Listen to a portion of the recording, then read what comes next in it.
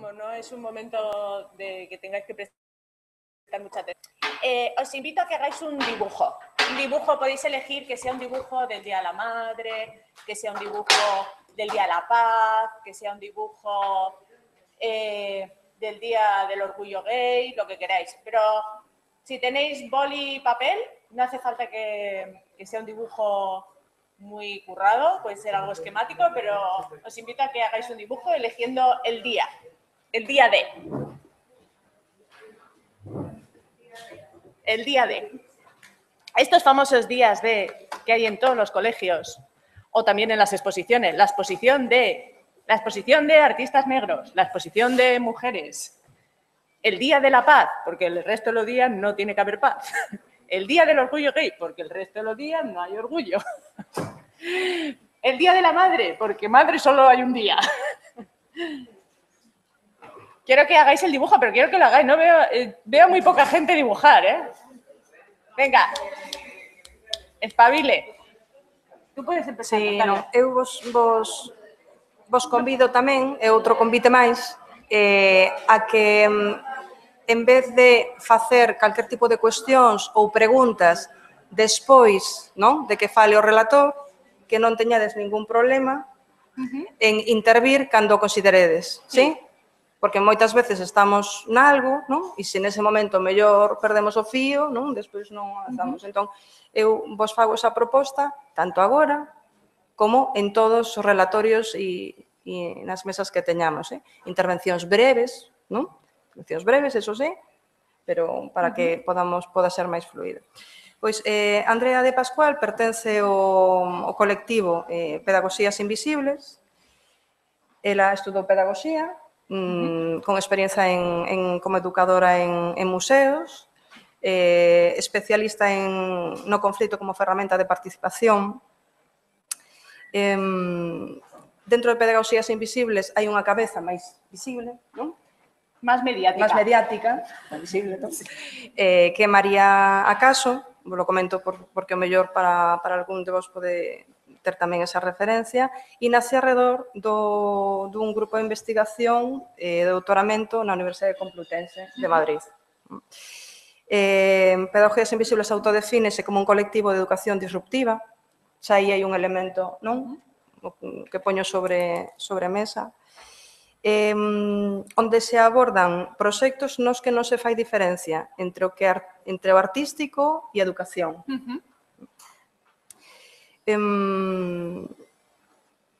Este ano, o Instituto de Arte Contemporáneo creou un novo galardón, non por así decir, sobre a educación nos museos, e Pedagogías Invisibles foi, entre outros, nomeado.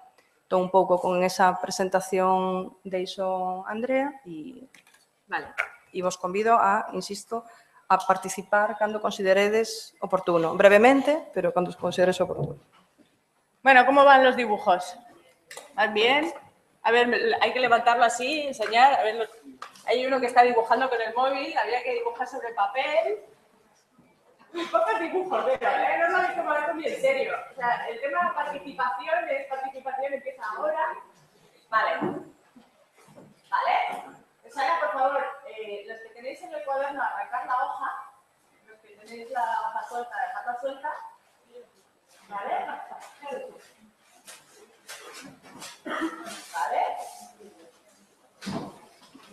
Hacéis una pelota y la lanzáis entre vosotros.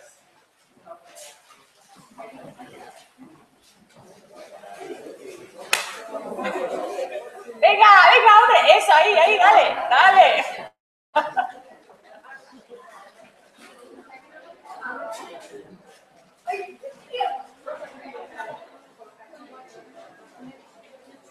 Bueno, ya nos hemos activado un poco, entonces. Venga, va.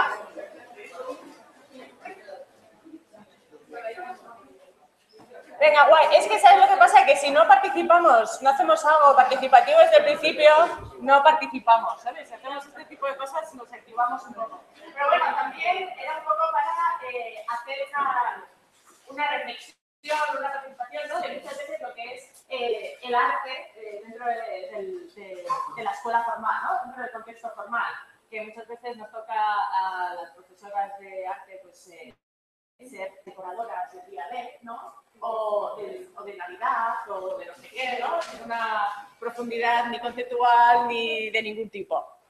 Bueno, nos interesaba mucho venir a estas jornadas porque se llamaban Arte más Educación. Nosotros nos venimos definiendo como Arte más Educación, que trabajamos en el campo del Arte más Educación aproximadamente 2 años.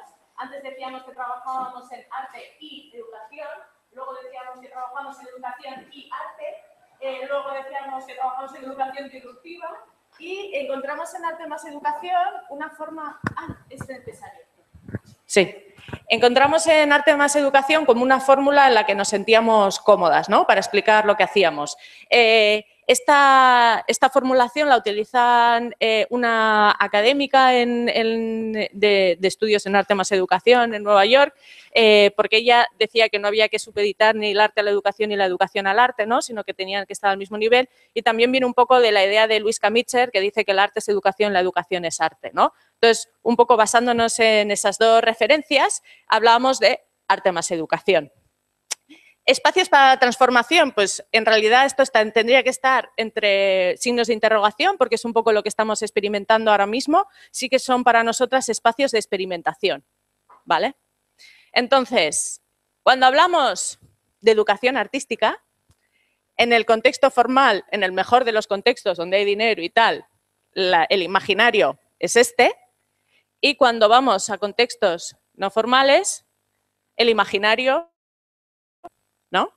Nosotras lo que pretendemos, igual que todos los participantes de las jornadas de hoy, es salir de este imaginario, es probar cosas nuevas, ¿no?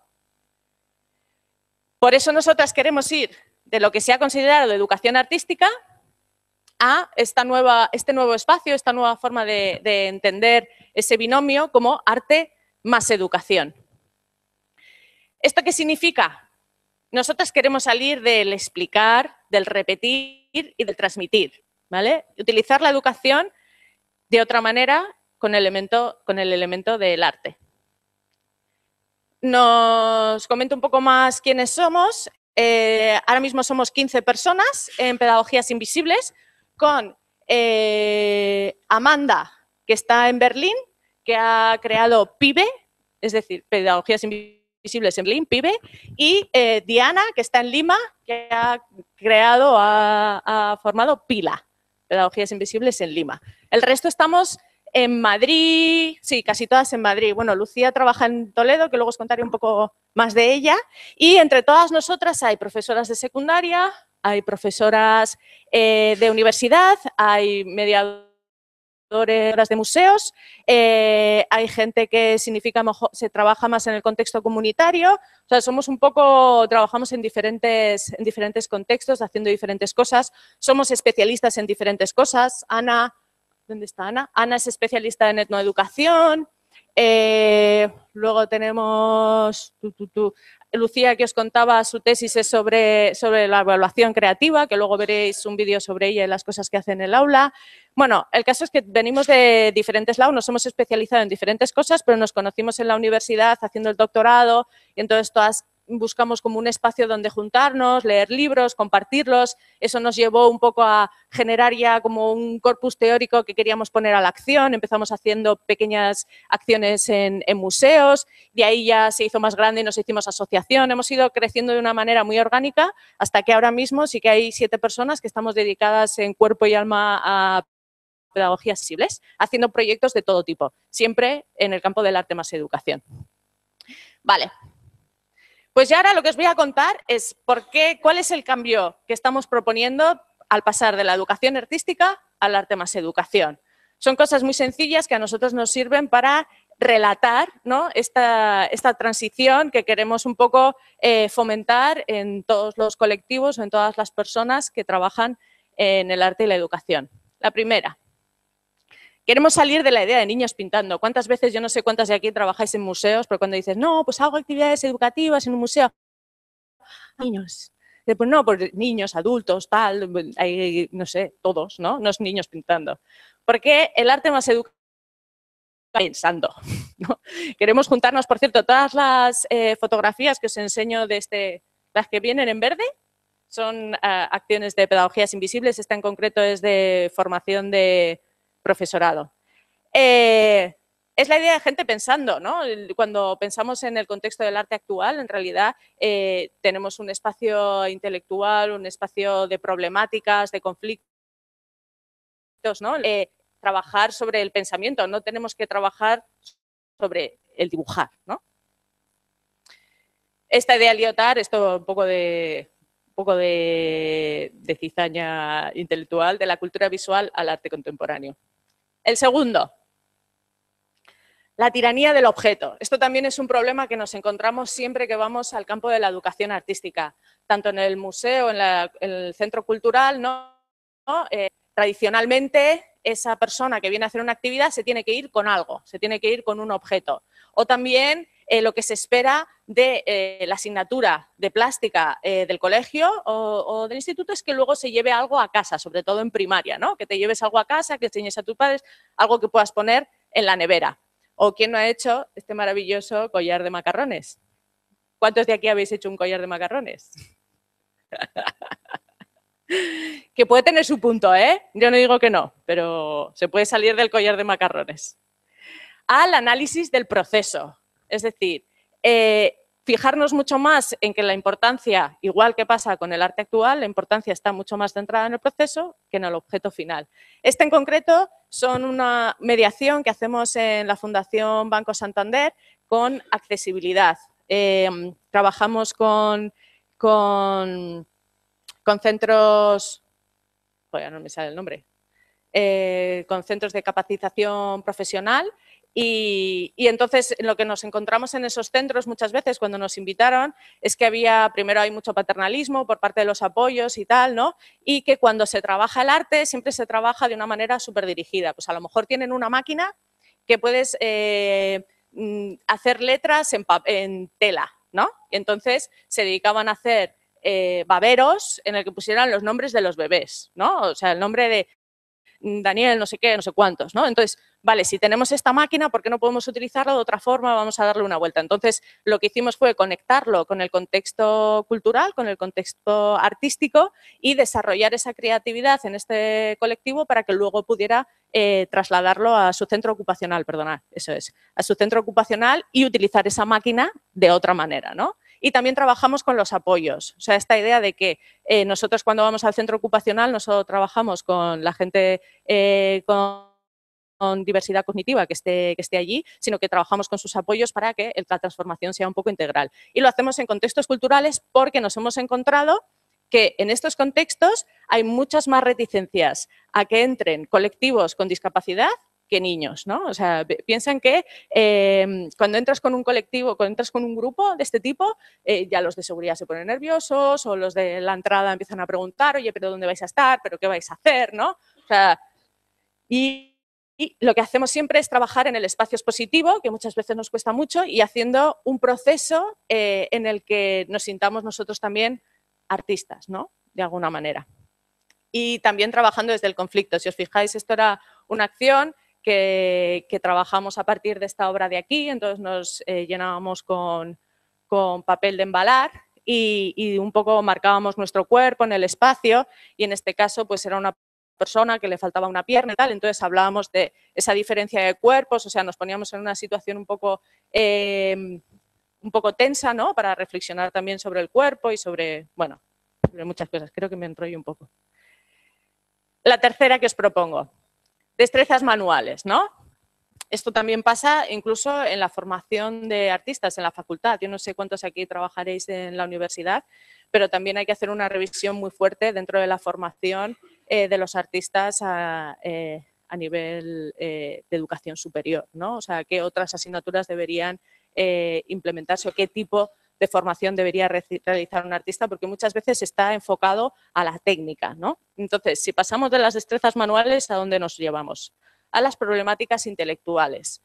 Nosotras una forma que trabajar que tenemos es a través de esa idea de las grandes preguntas o de las preguntas significativas, no lo sé.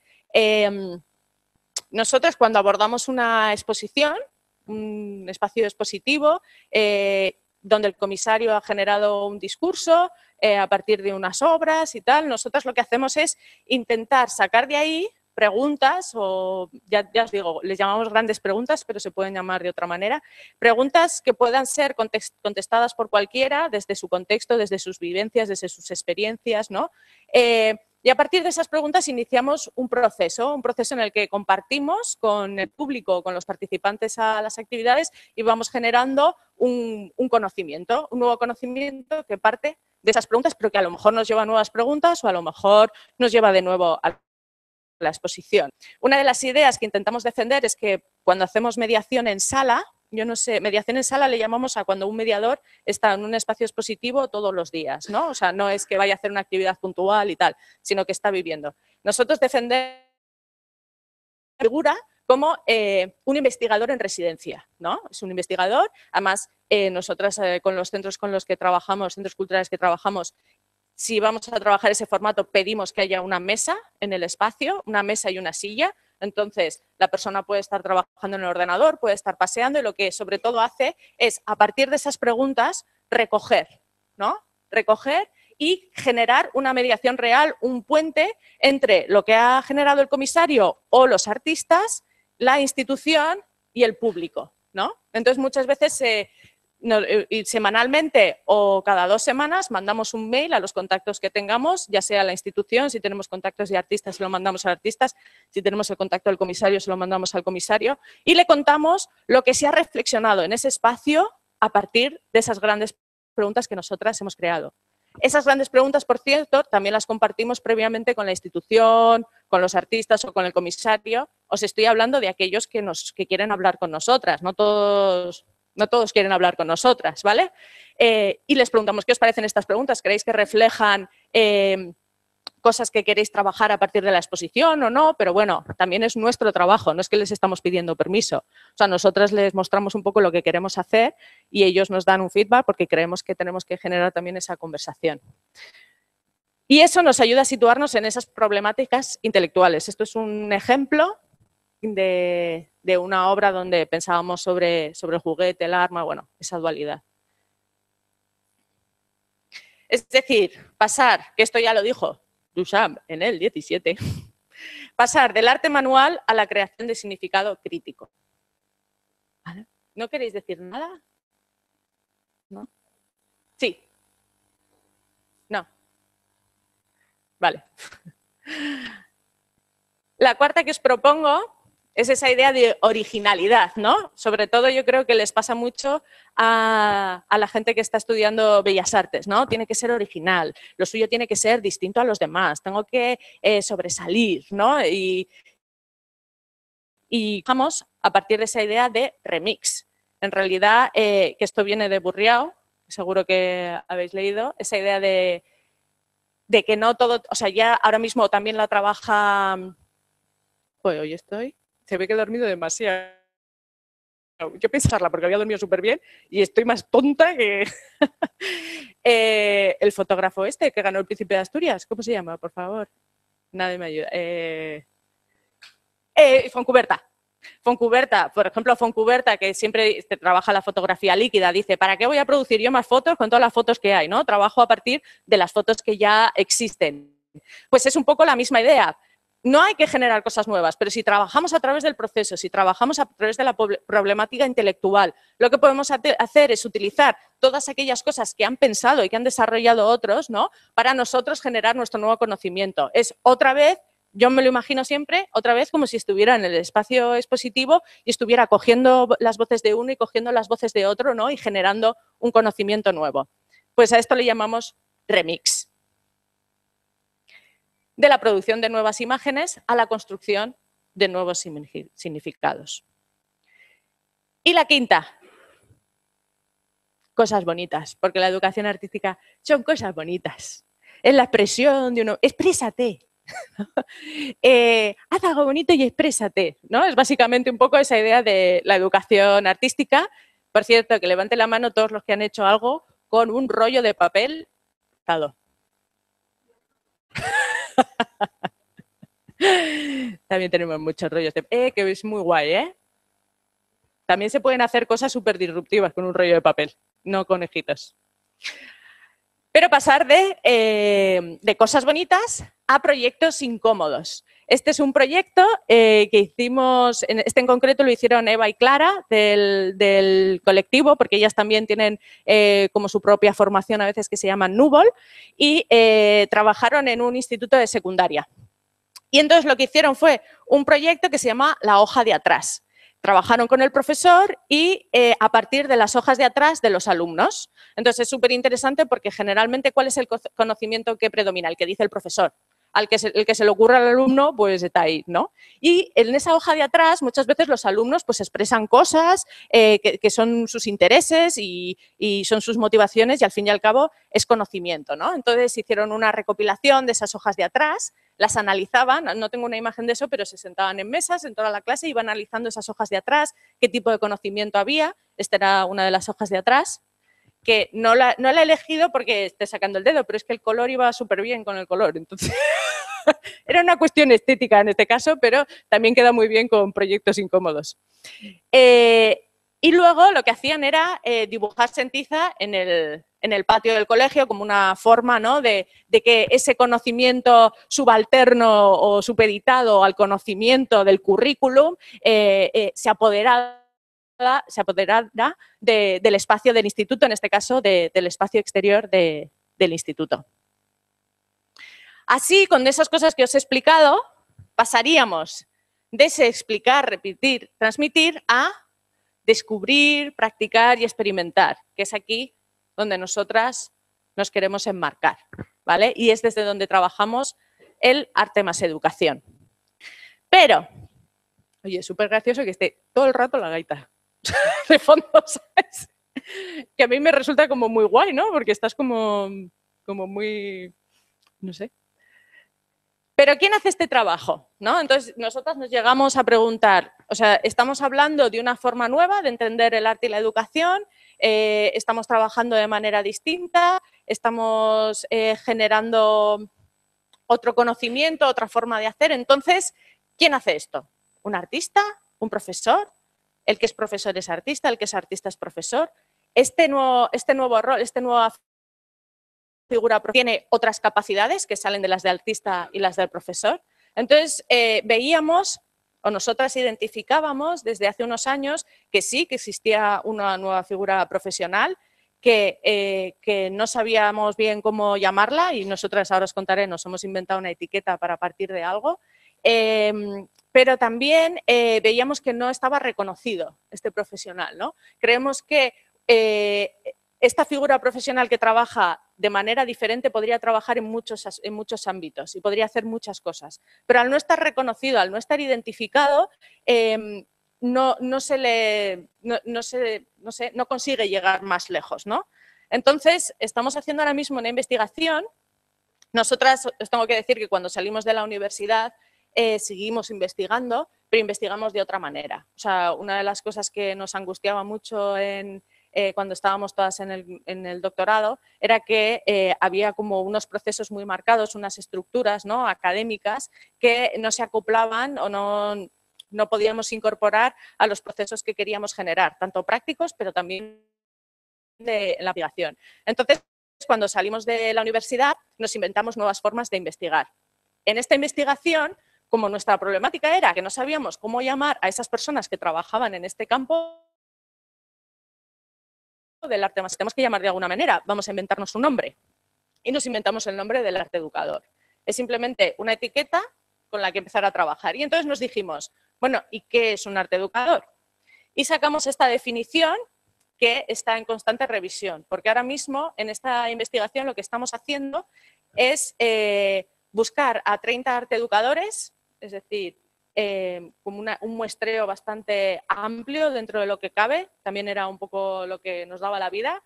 Estamos localizando a 30 arte educadores en España que trabajen en diferentes disciplinas y en diferentes contextos, porque sí que vemos que el arte educador puede trabajar en un contexto formal, en un contexto no formal, en un contexto comunitario, en diferentes contextos. Entonces, estamos analizando qué es lo que hacen, qué formación han tenido, si es que han tenido, o más que formación, qué capacidades tienen. Ya no nos interesa tanto la formación, sino qué capacidades han desarrollado o han ido incorporando, qué metodologías aplican, cómo las aplican, si hacen investigación de su parte, cuáles son los resultados que se generan a partir de ahí. Entonces, lo que hacemos con estos 30 arteeducadores que identificamos gracias a informantes clave externos a Pedagogías Invisibles, es decir, hemos contactado con gente, estamos en el proceso ahora mismo, hemos contactado con gente, les hemos compartido esta definición, les hemos explicado el proyecto y ellos nos han dicho, pues a mí me parece muy interesante en esta práctica esta persona, esta otra, no sé qué, y entonces hemos ido investigando a esos arteeducadores, priorizamos que sean de diferentes disciplinas y priorizamos que sean de diferentes partes de España, no solo Madrid y Barcelona, porque creemos que al final todo se concentra en esas grandes ciudades y que hay mucha gente haciendo muchas cosas en el resto de España que no se visibiliza para nada. Esos 30 arteeducadores les mandamos una entrevista que es un poco farragosa, pero que a nosotras nos sirve para realmente que ellos se lo tomen en serio, se lo lean y contesten y piensen sobre su práctica, ¿no? Y luego lo que les ofrecemos a cambio no es mucho, pero hacemos unos vídeos en los que contamos lo que hacen, vamos a su práctica, les grabamos, les entrevistamos. Son vídeos mucho más menos intensos, porque lo que queremos es ayudar a que sean un apoyo para la difusión de esta figura, ¿vale? Para incluso la contratación de este nuevo profesional en el mundo laboral. Os voy a leer la definición. Como ya os digo, es algo que está en constante revisión, la hemos cambiado ya 5 veces desde que iniciamos la investigación y va a tener una constante revisión. Esto se plasmará, toda esta investigación, en una página web que Dios sabe cuándo estará, pero que está en proceso, ¿vale? Estamos ahí. Una de las cosas, lo que nos ha parecido muy interesante en esta investigación y que nos estamos encontrando es que, por ejemplo, en este ámbito todo el mundo habla de transformación social, ¿no? Pero claro, luego cuando te pones a investigar y dices, pero bueno, ¿qué es transformación social? Todo el mundo habla de transformación social, pero ¿a qué nos estamos refiriendo? Es más, son prácticas súper diferentes, con resultados súper diferentes y todos le llaman transformación social, ¿no?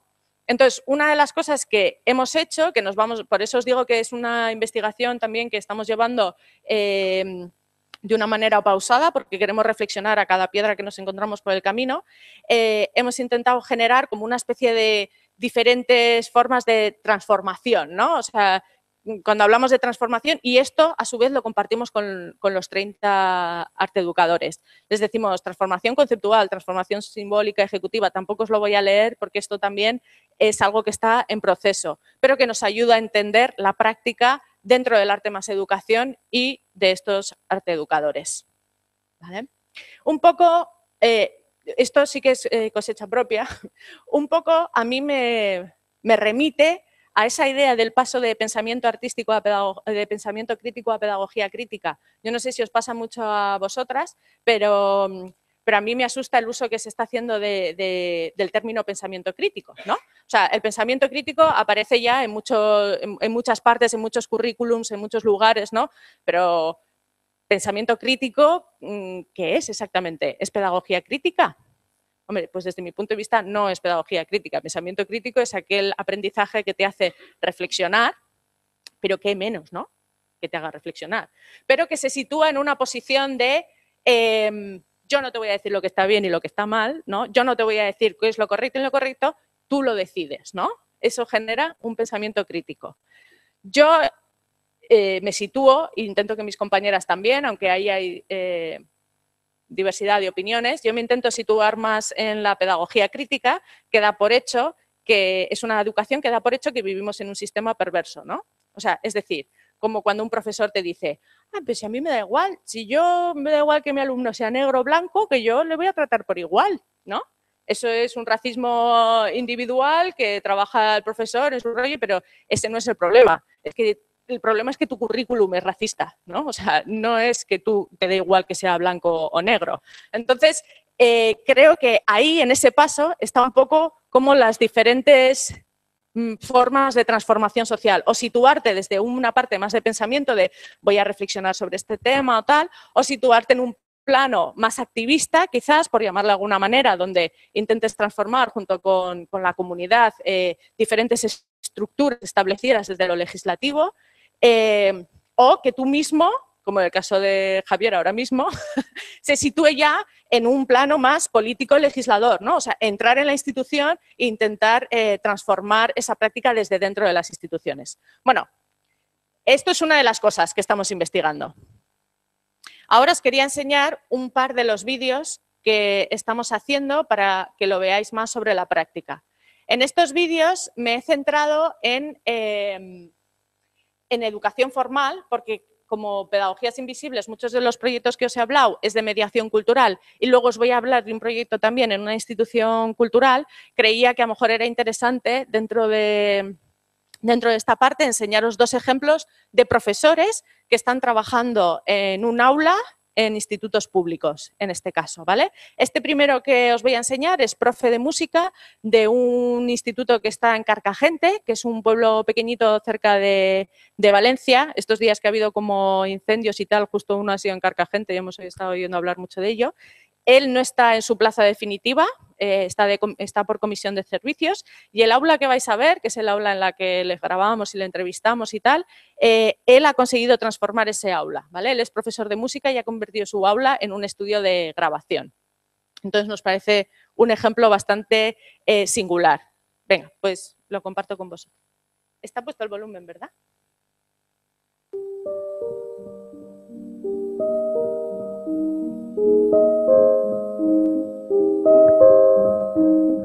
Soy Adolfo Murillo y llevo, 17 años trabajando en secundaria. Tuve experiencias profesionales en orquestas, pero realmente siempre me tiró la docencia, ¿no? Lo que sí que tenía claro era, no sé qué voy a hacer dentro de las clases, pero sé lo que no voy a hacer, que es utilizar un libro. Entonces esto a mí me produjo y me sigue produciendo, estar continuamente buscando conexiones, me desestabiliza continuamente, ¿no? O sea, a lo mejor de fuera parece que es una especie de rutina, que lo tengo muy controlado todo, pero realmente cada proyecto para mí es una manera de meterme de lleno en otra cosa, estudiar, prepararme y tal. Realmente hay un elemento que sí que os habéis dado cuenta, que es un poco descentralizar la figura del profesor, romper un poco esa figura del profesor está delante de todo, esa direccionalidad en los discursos, era un poco romper con esto. A mí me interesan mucho los procesos. Entonces el proceso, al ser abierto, yo no sé dónde me va a llevar. Entonces lo que hago es lo siguiente, empiezo a trabajar, generar música con ellos, creatividad. A veces el detonante puede ser como hoy, que estábamos trabajando sobre un cuento popular, otras veces puede ser un objeto como una botella, a partir de ahí jugando con ella, buscando sus sonidos o sus formas o cómo puede interactuar los alumnos con este objeto, aparecen composiciones diferentes. Otra vez puede ser el mismo cuerpo, como un instrumento musical. A mí lo que sí que me gustaría es dar una imagen completamente diferente de lo que puede producir la música. O sea, a nivel emocional, a nivel social, cómo se pueden generar otras cosas. Es una especie de argamasa que permite conectar, evidentemente, todas las disciplinas artísticas, pero también conectar la literatura y las matemáticas, que pueden converger todas las áreas, ¿no? Esto me interesa. O sea, de qué manera, a partir del sonido, yo puedo aprender o tener una visión del mundo completamente diferente. Esto a mí me interesa y creo que es lo que intento transmitir a mis alumnos, porque sí que te encuentras a veces con alumnos que te pueden decir, oye, es que yo no voy a ser músico. Vale, perfecto. Pero sí que vas a ser un ciudadano que podrá participar de la creación, podrá participar de ir a un museo y poder aportar, y una persona que sea crítica y pueda opinar.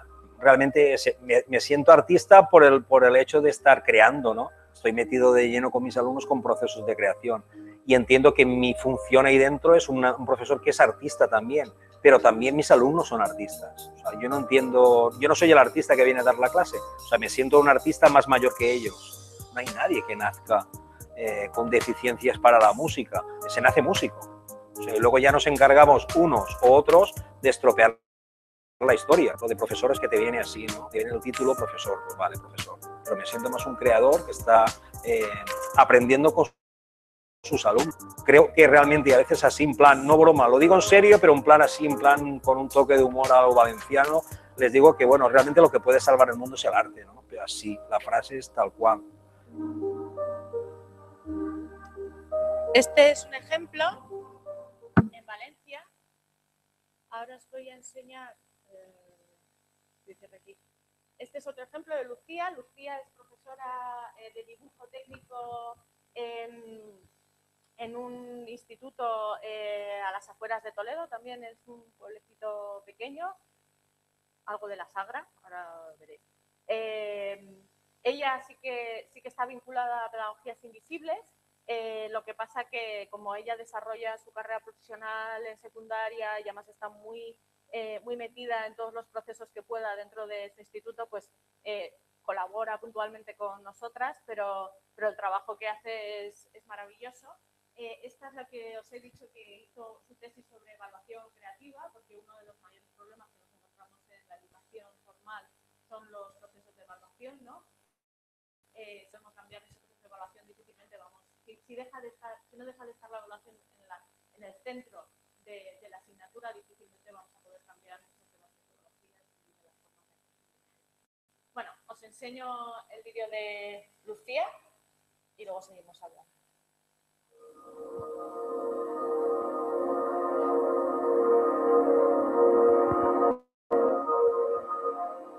Yo el arte contemporáneo creo que lo utilizo de dos maneras diferentes. Por un lado, poniendo ejemplos de artistas más legitimados, pero creo que sobre todo el arte contemporáneo para mí es un proceso. Es un proceso, además, un proceso educativo. Yo me metí a profesora para tener tiempo por las tardes para hacer otras cosas y dedicarme a ser artista. Y desde luego no soy artista fuera del instituto, la desarrollo aquí. A nivel creativo creo que soy una artista de la secundaria, artista de la educación.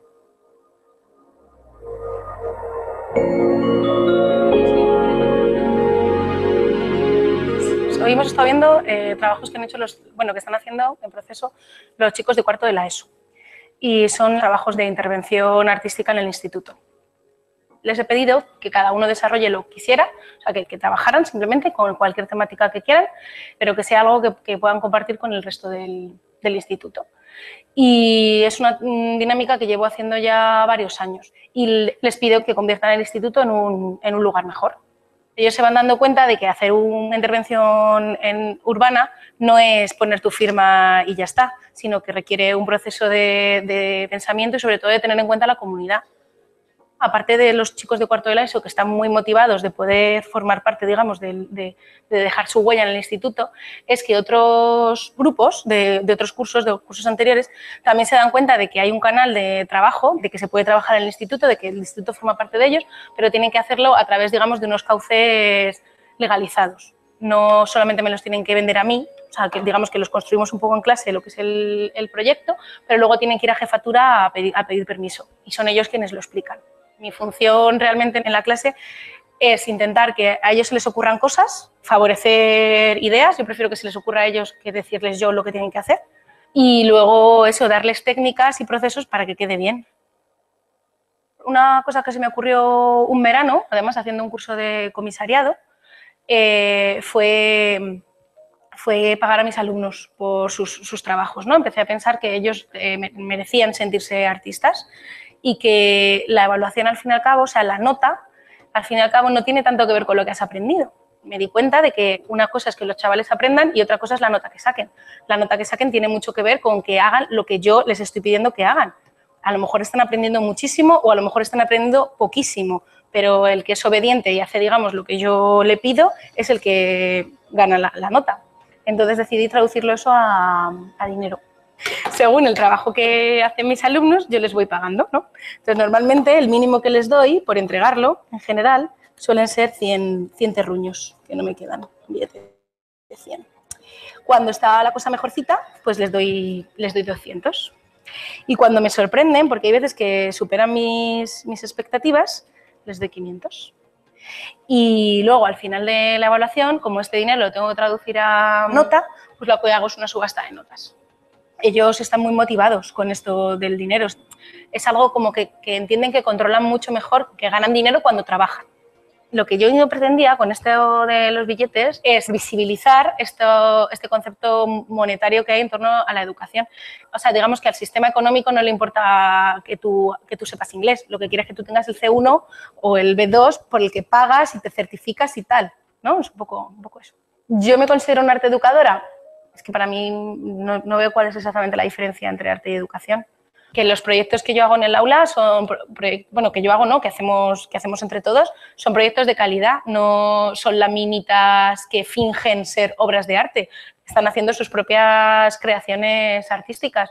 Entonces, de alguna manera yo me voy muy satisfecha con esa calidad. O sea, no sé, a nivel de creatividad yo no tengo necesidad de hacer algo extracurricular, extraescolar.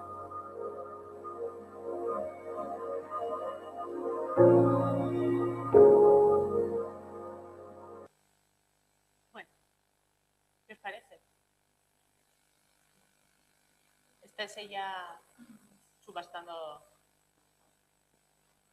un 6.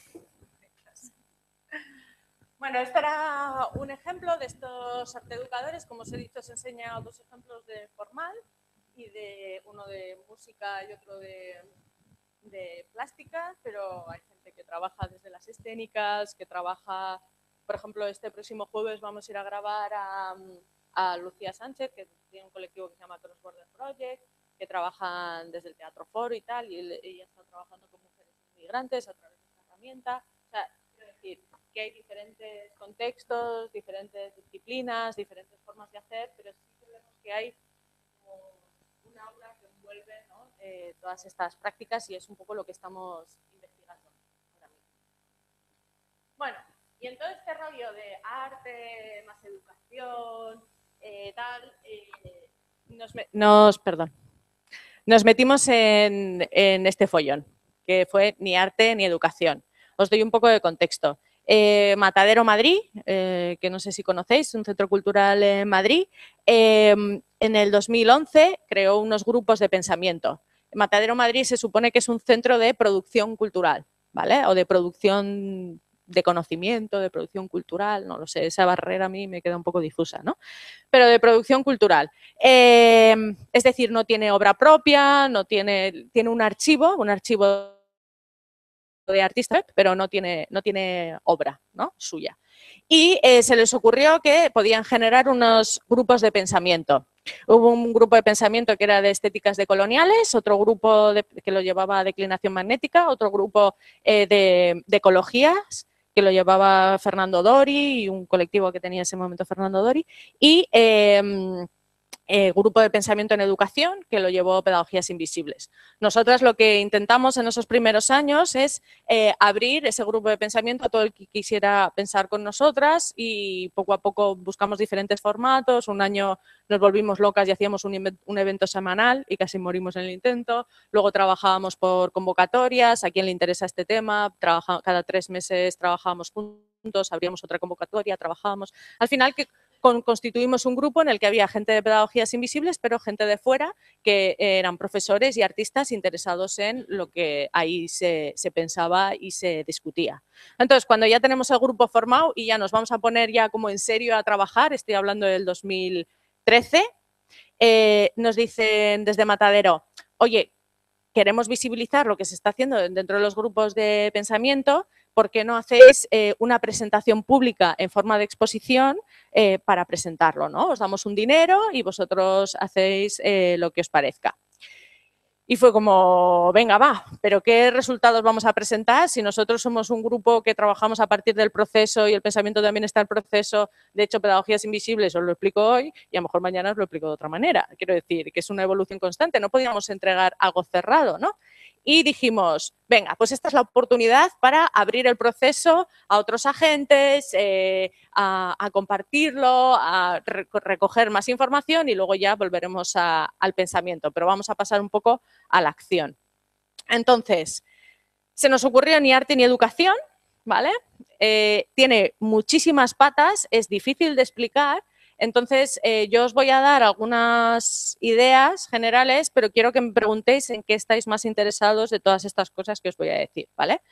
Ni arte ni educación era, por un lado, como contenido el resultado de las líneas que habíamos identificado que se debían de desarrollar dentro de un grupo de pensamiento de educación en un centro cultural. Una era pedagogías radicales, otro era la diversidad y otro era la ciudadanía crítica. Es decir, tocaba esas 3 patas. Al mismo tiempo, es una exposición o programa de actividades, porque no queríamos llamarle solamente exposición, sino programa de actividades, ¿no? Que fuera un espacio activo, donde queríamos que lo pedagógico estuviera por encima de lo artístico, ¿vale? Entonces, pues, por eso pusimos este subtítulo, una experiencia en la que lo pedagógico vertebra a lo artístico, ¿vale? A partir de esta idea, invitamos a 21 agentes, entre ellos gente que iba a producir más obra, o como al final decíamos, cacharros que estaban allí, y gente que más bien activaba a través de lo que podríamos llamar talleres o acciones, ¿no? A esos 21 agentes seleccionados en febrero del 2014 por el grupo de pensamiento, les invitamos a que formaran parte de todo el proceso comisarial. Sí querían, los que querían, hubo gente que no podía porque estaba afuera, pero que participaba de alguna manera pues por Skype algunos días o nos daba feedbacks a ciertos documentos, y gente de Madrid que sí que venía a todas las reuniones, que nos reuníamos semanalmente. Con ese grupo de agentes decidimos si había que invitar a un colectivo de arquitectos que nos ayudara a formalizar el espacio, ¿no? Para pensar cómo podíamos trasladar todas las ideas que estábamos teniendo a nivel espacial. Al final entró un grupo de arquitectos que se llaman MASTOC, que son un grupo de estudiantes de la Facultad de Arquitectura, no son, o sea, es gente súper joven que está probando cosas y tal. Y a partir de ahí empezamos a construir. Una de las cosas que pedíamos a charros, es decir, a esos artistas que traían cosas, es que hubiera una transformación a lo largo de los 2 meses y medio que iba a estar abierta la exposición. Es decir, tenía que estar activado de alguna manera y tenían que ser ellos quienes lo activaran, ¿no? O sea, no vale aquí traer una cosa y pirarte y no volver, no. O sea, aquí tú lo que haces, y la forma que tuvimos en formularlo es, tú haces un dispositivo pedagógico. No haces una obra de arte, haces un dispositivo pedagógico y ese dispositivo pedagógico tienes que activarlo de la manera que tú quieras y consideres oportuna a lo largo de los 2 meses y medio que está abierta la exposición, y sería deseable, pero no es una exigencia, que a través de esa participación, a través de esa activación, haya una especie de transformación, ¿no? Dentro del espacio expositivo o dentro de tu obra. Eso por un lado. Por otro lado, nosotras, grupo comisarial, por llamarlo de alguna manera, para entendernos, de los 63 días que estaba abierta la exposición, 60 y algo, nos comprometíamos a que estuviera el espacio activo la mitad, ¿vale? A través, ya fuera de las propuestas de los artistas que hicieran para sus dispositivos, ya fuera a través de las propuestas de la gente que habíamos invitado a hacer talleres, o ya fuera a través de nuestras propias propuestas. La otra mitad de los días, esa exposición iba a estar cerrada, a no ser que la ciudadanía la demandara para hacer algo. Nosotros sacamos una convocatoria ciudadana que la podéis leer, hay una web que se llama niartenieducación.com, está colgada la convocatoria ciudadana. Trabajamos mucho en esa convocatoria a nivel lingüístico, queríamos que fuera, que se presentara gente muy diversa, queríamos salir de esa gente que quería legitimarse a través de el exponer o hacer algo en matadero, ¿no? Sino que queríamos todo tipo de propuestas, entonces trabajamos mucho el lenguaje, que es performativo, como todos sabemos, y pedíamos muy pocas cosas. Eso sí, tenían que justificar que tenía sentido dentro de ese espacio, dentro de un espacio que hablaba de ni arte ni educación. Tú dices ni arte ni educación y caben muchísimas cosas, ¿no? Pero tenías que justificar que entrara dentro de ese espacio. Es decir, tú no nos podías presentar, quiero ir con mi equipo de fútbol y jugar un partido de fútbol allí. ¿Por qué? ¿No? A lo mejor sí puedes hacerlo, todo es posible, pero no de cualquier manera. Era un poco lo que primaba, ¿no? Todo es posible, pero no de cualquier manera. Tuvo bastante éxito esta convocatoria se presentaron cosas muy diversas, desde ayer comentábamos, la primera semana tuvimos un cumpleaños porque una madre presentó una propuesta de celebrar el cumpleaños de su hijo en el espacio expositivo porque decía que estaba harta de tener que celebrar los cumpleaños en espacios comerciales, cero creativos, súper dirigidos y tal, ¿no? Entonces, ¿qué ocurre cuando se celebra un cumpleaños dentro de una exposición o dentro de un contexto cultural como Matadero, ¿no? Y sucedían cosas. También lo que hacíamos para favorecer que estuviera todo considerado al mismo nivel de producción de conocimiento, de producción cultural, la hoja de sala cambiaba cada 15 días, perdón, cada 15 días cambiamos la hoja de sala poniendo toda la programación que iba a haber en esos 15 días y ya fuera convocatoria ciudadana o fuera algo propuesto por el grupo comisarial, estaba todo al mismo nivel, o sea, no, estaba difuso, ¿no? De qué procedía de dónde. Lo que ocurrió es que la exposición se fue transformando. Era una exposición viva, a veces excesivamente viva, porque nos dimos cuenta que muchos de los marcos de participación que propusimos se los saltaron a la torera, la gente que venía. O sea, ahora mismo, os digo todo esto porque ahora mismo estamos en un proceso de reflexión sobre qué fue ni arte ni educación, ¿no? Y nos reunimos mensualmente con diferentes agentes que han participado en todo esto. Diferentes agentes que puede ser la madre que iba todos los domingos con su niña a la exposición, a los columpios, ¿no? Porque para eso le interesaba la exposición, porque tenía un sitio bajo cubierto que no tenía que pagar nada, donde sus hijos podían estar columpiándose en un columpio y ellos sentados en una mesa leyendo al lado, ¿no? Mientras hacía frío y llovía fuera. Pues desde esa madre que utilizaba ese uso hasta el artista que trabajó su historia y tal, no sé qué. Entonces, nos hemos dado cuenta en esas reflexiones que nosotros nos inventamos un público. O sea, ya no es que nos confundiéramos de público, es que nos lo inventamos. Nos inventamos un público que va a venir, que va a estar interesado en las obras, que va a participar de la manera que le hemos propuesto, que va... Nah, o sea, o venía un público que te destrozaba... Bueno, yo es que el fin de semana de la inauguración de la exposición había un mercado de agricultores en la plaza de Matadero. Yo estaba embarazada en ese momento de 7 meses y medio, bueno, estaba por ahí, y era porque lo que nos he explicado es que también decidimos nosotras hacer la mediación del espacio. O sea, esto es un experimento, o sea, quiero que lo toméis así, es un experimento en la que nosotras nos metimos de cabeza y una cosa que nos interesaba era investigar lo que sucedía. Entonces nos parecía súper importante que si habíamos estado en todo el proceso teníamos que estar también en la mediación. Bueno, pues ese fin de semana yo súper decidida, no, yo voy a mediar este fin de semana, no os preocupéis, y de repente había hordas de personas entrando, pero gente y gente, claro, de una manera que yo no podía controlar y que de repente se encuentra un espacio con columpios o con tal, a ver, espera, voy a enseñar alguna imagen, se encuentran un espacio con estas mesas, los columpios y tal, y se volvían locos. O sea, bueno, para mí, para ellos no se volvían locos, o sea, era súper guay, joder, un espacio en el que puedo estar, no sé qué, pero claro, te encontrabas a gente, esto se supone que eran mesas, te encontrabas a gente subida en las mesas y balanceándose, ¿sabes? O gente, yo que sé, había unos tules, no sé si se ven en alguna imagen. Incitan, sí, es que además, es que por eso te digo, o sea, es que nosotros nos inventamos, pero completamente, sí, porque va a venir alguien y entonces se va a sentir como que el conocimiento se mueve porque la mesa se mueve y entonces cómo te sientes al... Nada, o sea, olvídate. O sea, a mí una mesa colgante lo que quiero es lanzarme en la mesa y tal, ¿no? O sea, entonces, fue muy interesante porque los marcos de participación previstos se saltaron por completo. Yo creo que algunas, yo la primera, me incluyo en ese grupo, hicimos escudo, ¿no? Hicimos un escudo y empezamos a tomar medidas tipo, no soy una mesa, no soy un columpio, soy una mesa, un cartel.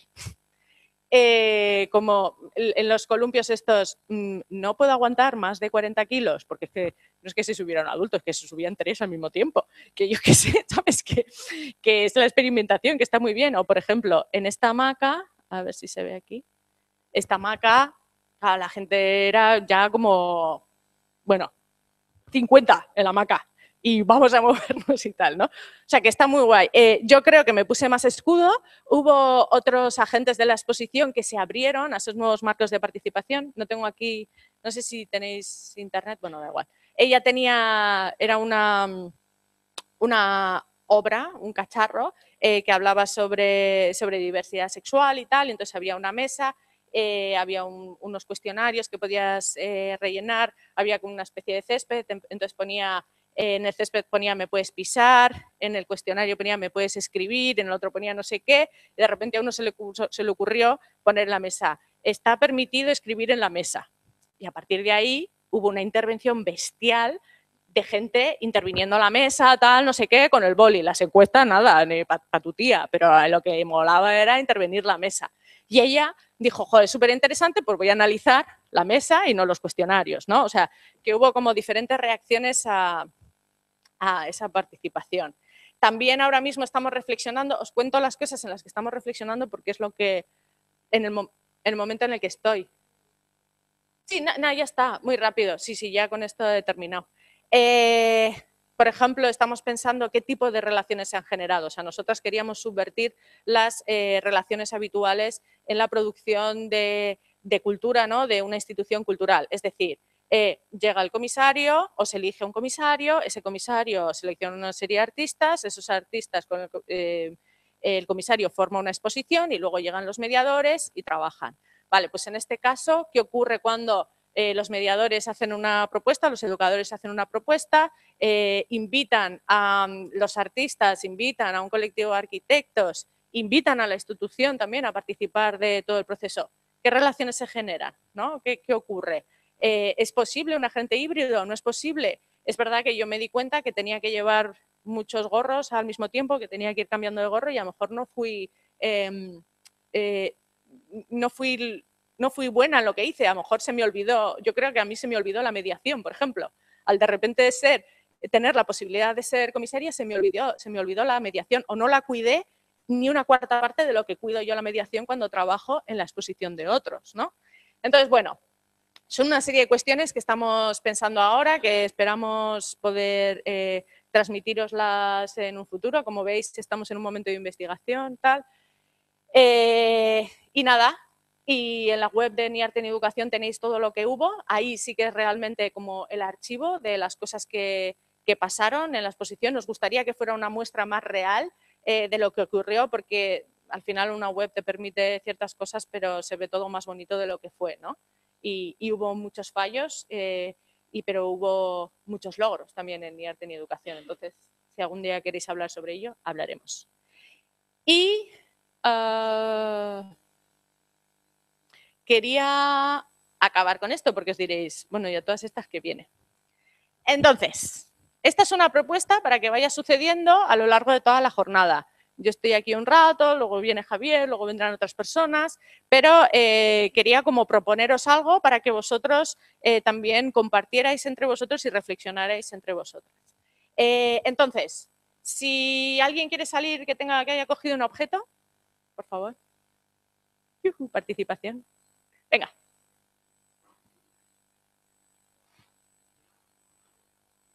Vale, ¿qué es lo que tienes ahí? Cuéntanos. Bueno, pues tengo tierra. Tierra. ¿Y hay alguien que pueda complementar a esta tierra?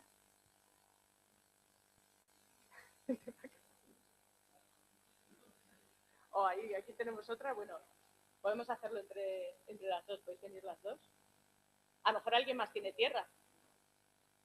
¿Alguien más tiene tierra? O a lo mejor hay otro objeto que pueda complementar a... Vale. Entonces, ¿qué hacemos? ¿Qué hacemos?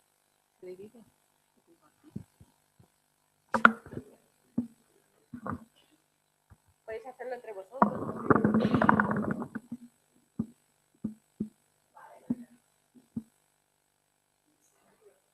¿Y qué? Ay, te lo voy a hacer a ti. Bueno, ¿qué ocurre? ¿Qué ocurre cuando ponemos la tierra, hay esto, hay un cambio, hay un... Ay, pero sí. Pesa mucho más. Vale. Podríamos algo, pero escasillo. Vale, ahora se puede plantar algo. Eso es interesante. A partir de que hay una maceta y tierra, ya nos da la posibilidad de plantar algo. ¿Vale? ¿Qué más? Cambia a utilidade. Cambio de utilidad, vale. La maceta sola servía... O sea, A maceta sola Sí. vale para máis cousas que para plantar e a maceta con terra Con tierra sola vale sirve para para plantar. Vale. Bueno, yo traía estos objetos un poco para trasladar este binomio, perdón, de arte más educación, ¿no? Con objetos que nos ayudará como a compartir, ¿no? Es una excusa para que os juntéis entre vosotros y si tienes, oye, que a lo mejor aquí se le puede poner un sello y buscar otra utilidad, ¿eh? Ojo, que no... O sea, yo sí que he buscado objetos complementarios como puede ser un lápiz, un sacapuntas, porque el lápiz está sin afilar, entonces quizás para utilizarlo necesitas el sacapuntas, o la tierra con el cesto, o el sello al sobre lo puede activar, ¿no? Porque un sobre solo se puede utilizar para ciertas cosas, pero cuando le pones sello se puede enviar. Bueno, es una pequeña performance que os propongo para que os juntéis entre vosotros, juntéis esos objetos. El que tenga hilo y tenga aguja tiene que pasar el hilo por la aguja, ¿vale? O sea, quiero que lo encarnéis, lo viváis y reflexionéis sobre qué puede aportar el arte a la educación y qué puede aportar la educación al arte. Porque ahí hay todo un montón de cosas en las que todos podemos compartir desde nuestra práctica, de nuestra experiencia, de cómo se pueden utilizar estos dos binomios cuando se juntan y tal. Y tres. Pues nada, con esto acabo. Que hace un calor, ¿no?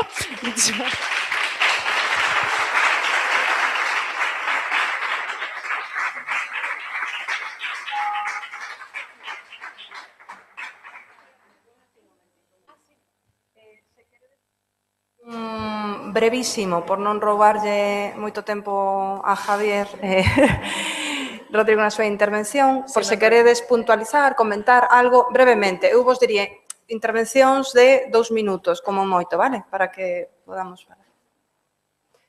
Por aí.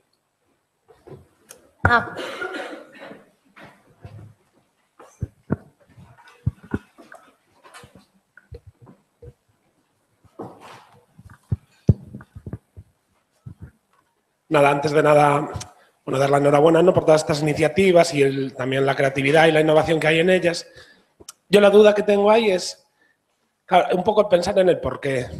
Claro, estuvimos viendo el cómo se puede hacer, diferentes maneras, es verdad que explotar esa innovación, esa creatividad, esa forma de hacer nueva, pero pensar un poco en el porqué, cuál es el objetivo. Es decir, ¿con esto qué vamos a conseguir? Desde un museo, porque es necesario que contrate esa figura de arte educador. ¿Qué facilita o qué implica o cuáles son los logros que va a llegar de alguna manera? Es decir, ¿facilita procesos de agenciamiento colectivo o un empoderamiento ciudadano que permita un pensamiento crítico que luego al final no va a ocurrir? En esa línea, ¿no? Me interesa más saber un poco esa finalidad, ese porqué de hacer esto. No tanto el cómo, ¿no?, sino qué hacemos, qué implica, ¿no?, más o menos.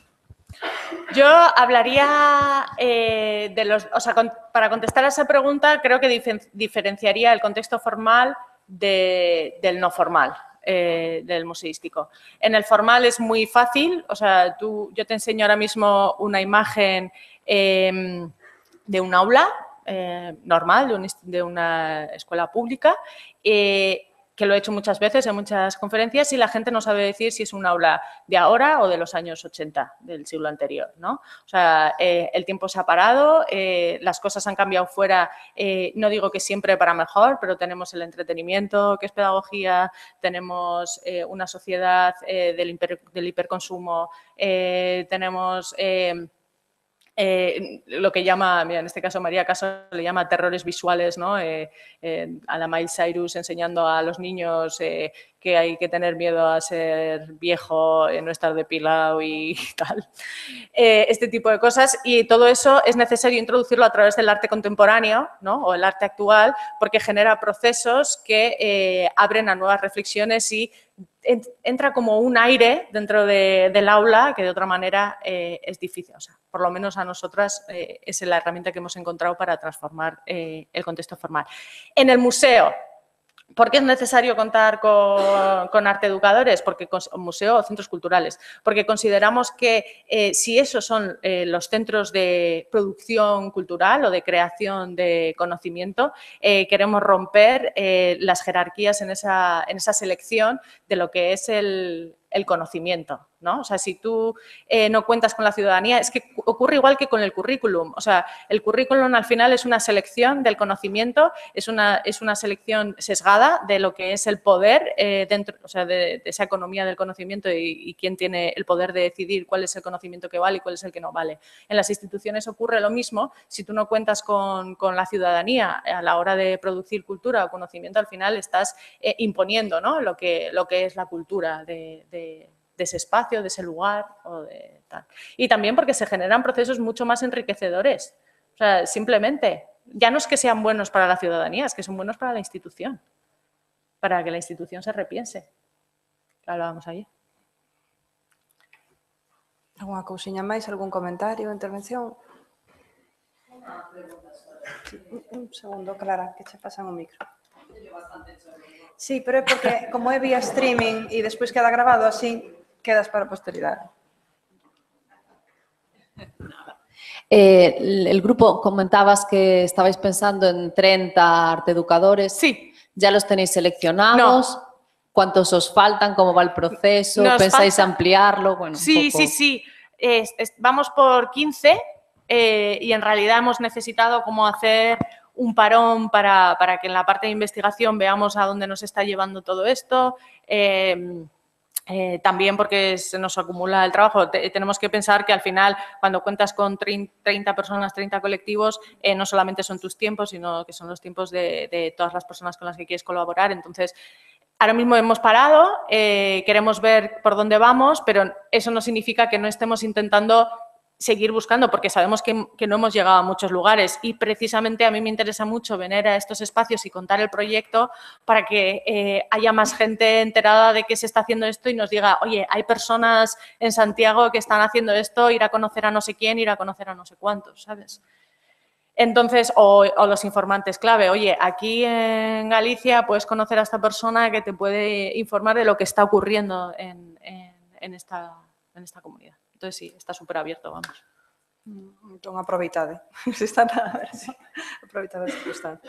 Pois, se vos parece, continuamos un pouco o programa con a intervención de Javier Rodrigo.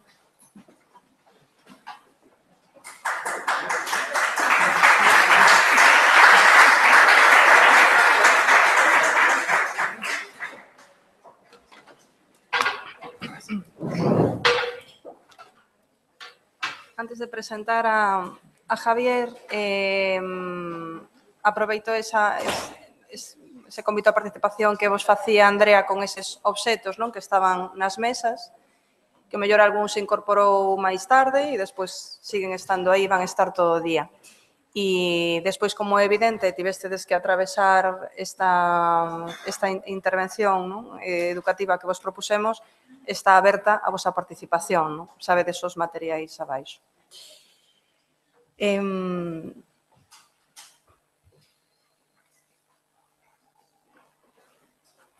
Pois continuamos coa intervención de Javier Rodrigo. Ele é educador de arte, non? Podemos denominarte así. Sí. Investigador, eu creo que máis ou mellor nos podemos situar. Codirixe o proxecto cultural Transductores, xunto a Antonio Collados, que está en funcionamento desde 2007. Comentabas onte que esa como é unha reflexión de que punto estades tamén polo tempo, non, que ás veces leva un colectivo por onde se vai constantemente redefinindo. Non sei se o caso de Transductores, no caso de Pedagogías Invisibles, é evidente e manifesto neste caso por Andrea, non? Que é importante tamén ese pararse, reflexionar, ver, non? Resituarse. Con esta plataforma de investigación, de mediación, traballaron en formatos seminarios, obradoiros, mediacións, exposicións, bueno, podemos distintas... E agora mesmo, non? Baixo este título que el nos propón, Entre medias dos bens comuns, cruzamentos e conflictos entre políticas culturais e educativas, penso que podemos dar un paso distinto, non? O que nos propoñía Andrea. Comparten o meu xuizo determinadas finalidades, non? Pero os modos penso que son diferentes, non? Como lóxicamente por outro lado ten que ser. De todas formas, agora nos comentará Javier. Se máis vos deixo con. Vale, moito obrigado por la invitación. Desgraciadamente no falo ni portugués ni gallego, ni portuñol. Me encantaría, y más cuando estudié en la Universidad de Salamanca, que está muy cerca de Portugal, está mucho más lejos de Inglaterra, pero desgraciadamente tienes que aprender antes inglés que portugués o gallego para salir al mundo. Dicho esto, a la hora de plantearme la presentación, la relatoría para el Consejo de Cultura de Galicia, una de las cosas que más me interesaba y un poco entendiendo que justo Andrea ya iba a hablar de muchos procesos, proyectos y todo el significado de educación más arte, etcétera, con la que compartimos muchos marcos, también diferencias, hay que decir, que también es interesante decirlo y que eso no conlleve un conflicto, sino diferentes formas de repensar y repensarnos. Sí que me di cuenta de un poco por la situación actual coyuntural donde estoy y donde está Transductores, me interesaba daros una visión un poco más global de políticas culturales y políticas educativas, sin que por ello no intentase aterrizar o situar esta visión en prácticas, en un conjunto de cuerpo de acciones o de estrategias y, sobre todo, intentar repensar un poco a nivel de reflexión general. La presentación que proponía en este momento tenía esta idea de entre medias de los bienes comunes y el otro día cuando estaba pensando la presentación, qué imagen poner, se me ocurrió, bueno, ahora que estamos con todo el tema de los bienes comunes, lo común, la distribución de la riqueza, etcétera, si ponemos bienes comunes en Wikipedia, ¿cuál es la imagen que ilustra este concepto, ¿no? Y me parecía bastante interesante que fuese un cuadro de Millet, ¿no? De este realismo, y que además apareciese una pastora de espaldas cuidando un rebaño con un perro, y que además, como he subrayado en rojo, esté de dominio público. Es decir, es una imagen en Wikipedia. El proyecto de Wikipedia, sabéis que es un proyecto colaborativo de trabajo común para destronar la jerarquía casi patriarcal de la enciclopedia. De hecho, hay jornadas de Wikipedia feministas para que más mujeres editen y construyan conocimiento desde el género en Wikipedia. Y me pareció una imagen muy bonita que la idea que venía en el fondo a subrayar es esta idea de entre medias los bens comuns, cuáles son los cruzamientos y conflictos entre políticas culturales y políticas educativas.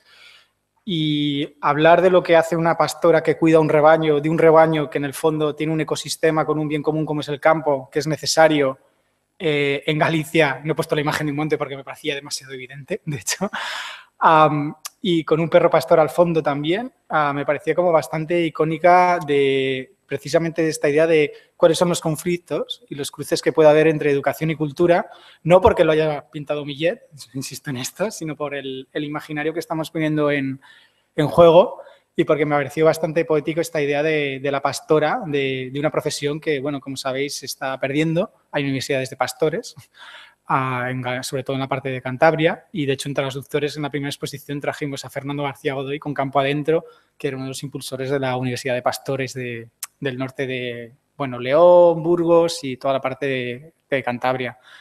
Y un poquillo esta idea que intentaré entrelazar en la conferencia, intentar un poco justamente trabajar esta parte de entre medias, ¿no? Y pensar qué tiene que ver esta imagen de la pastora con las políticas educativas y culturales.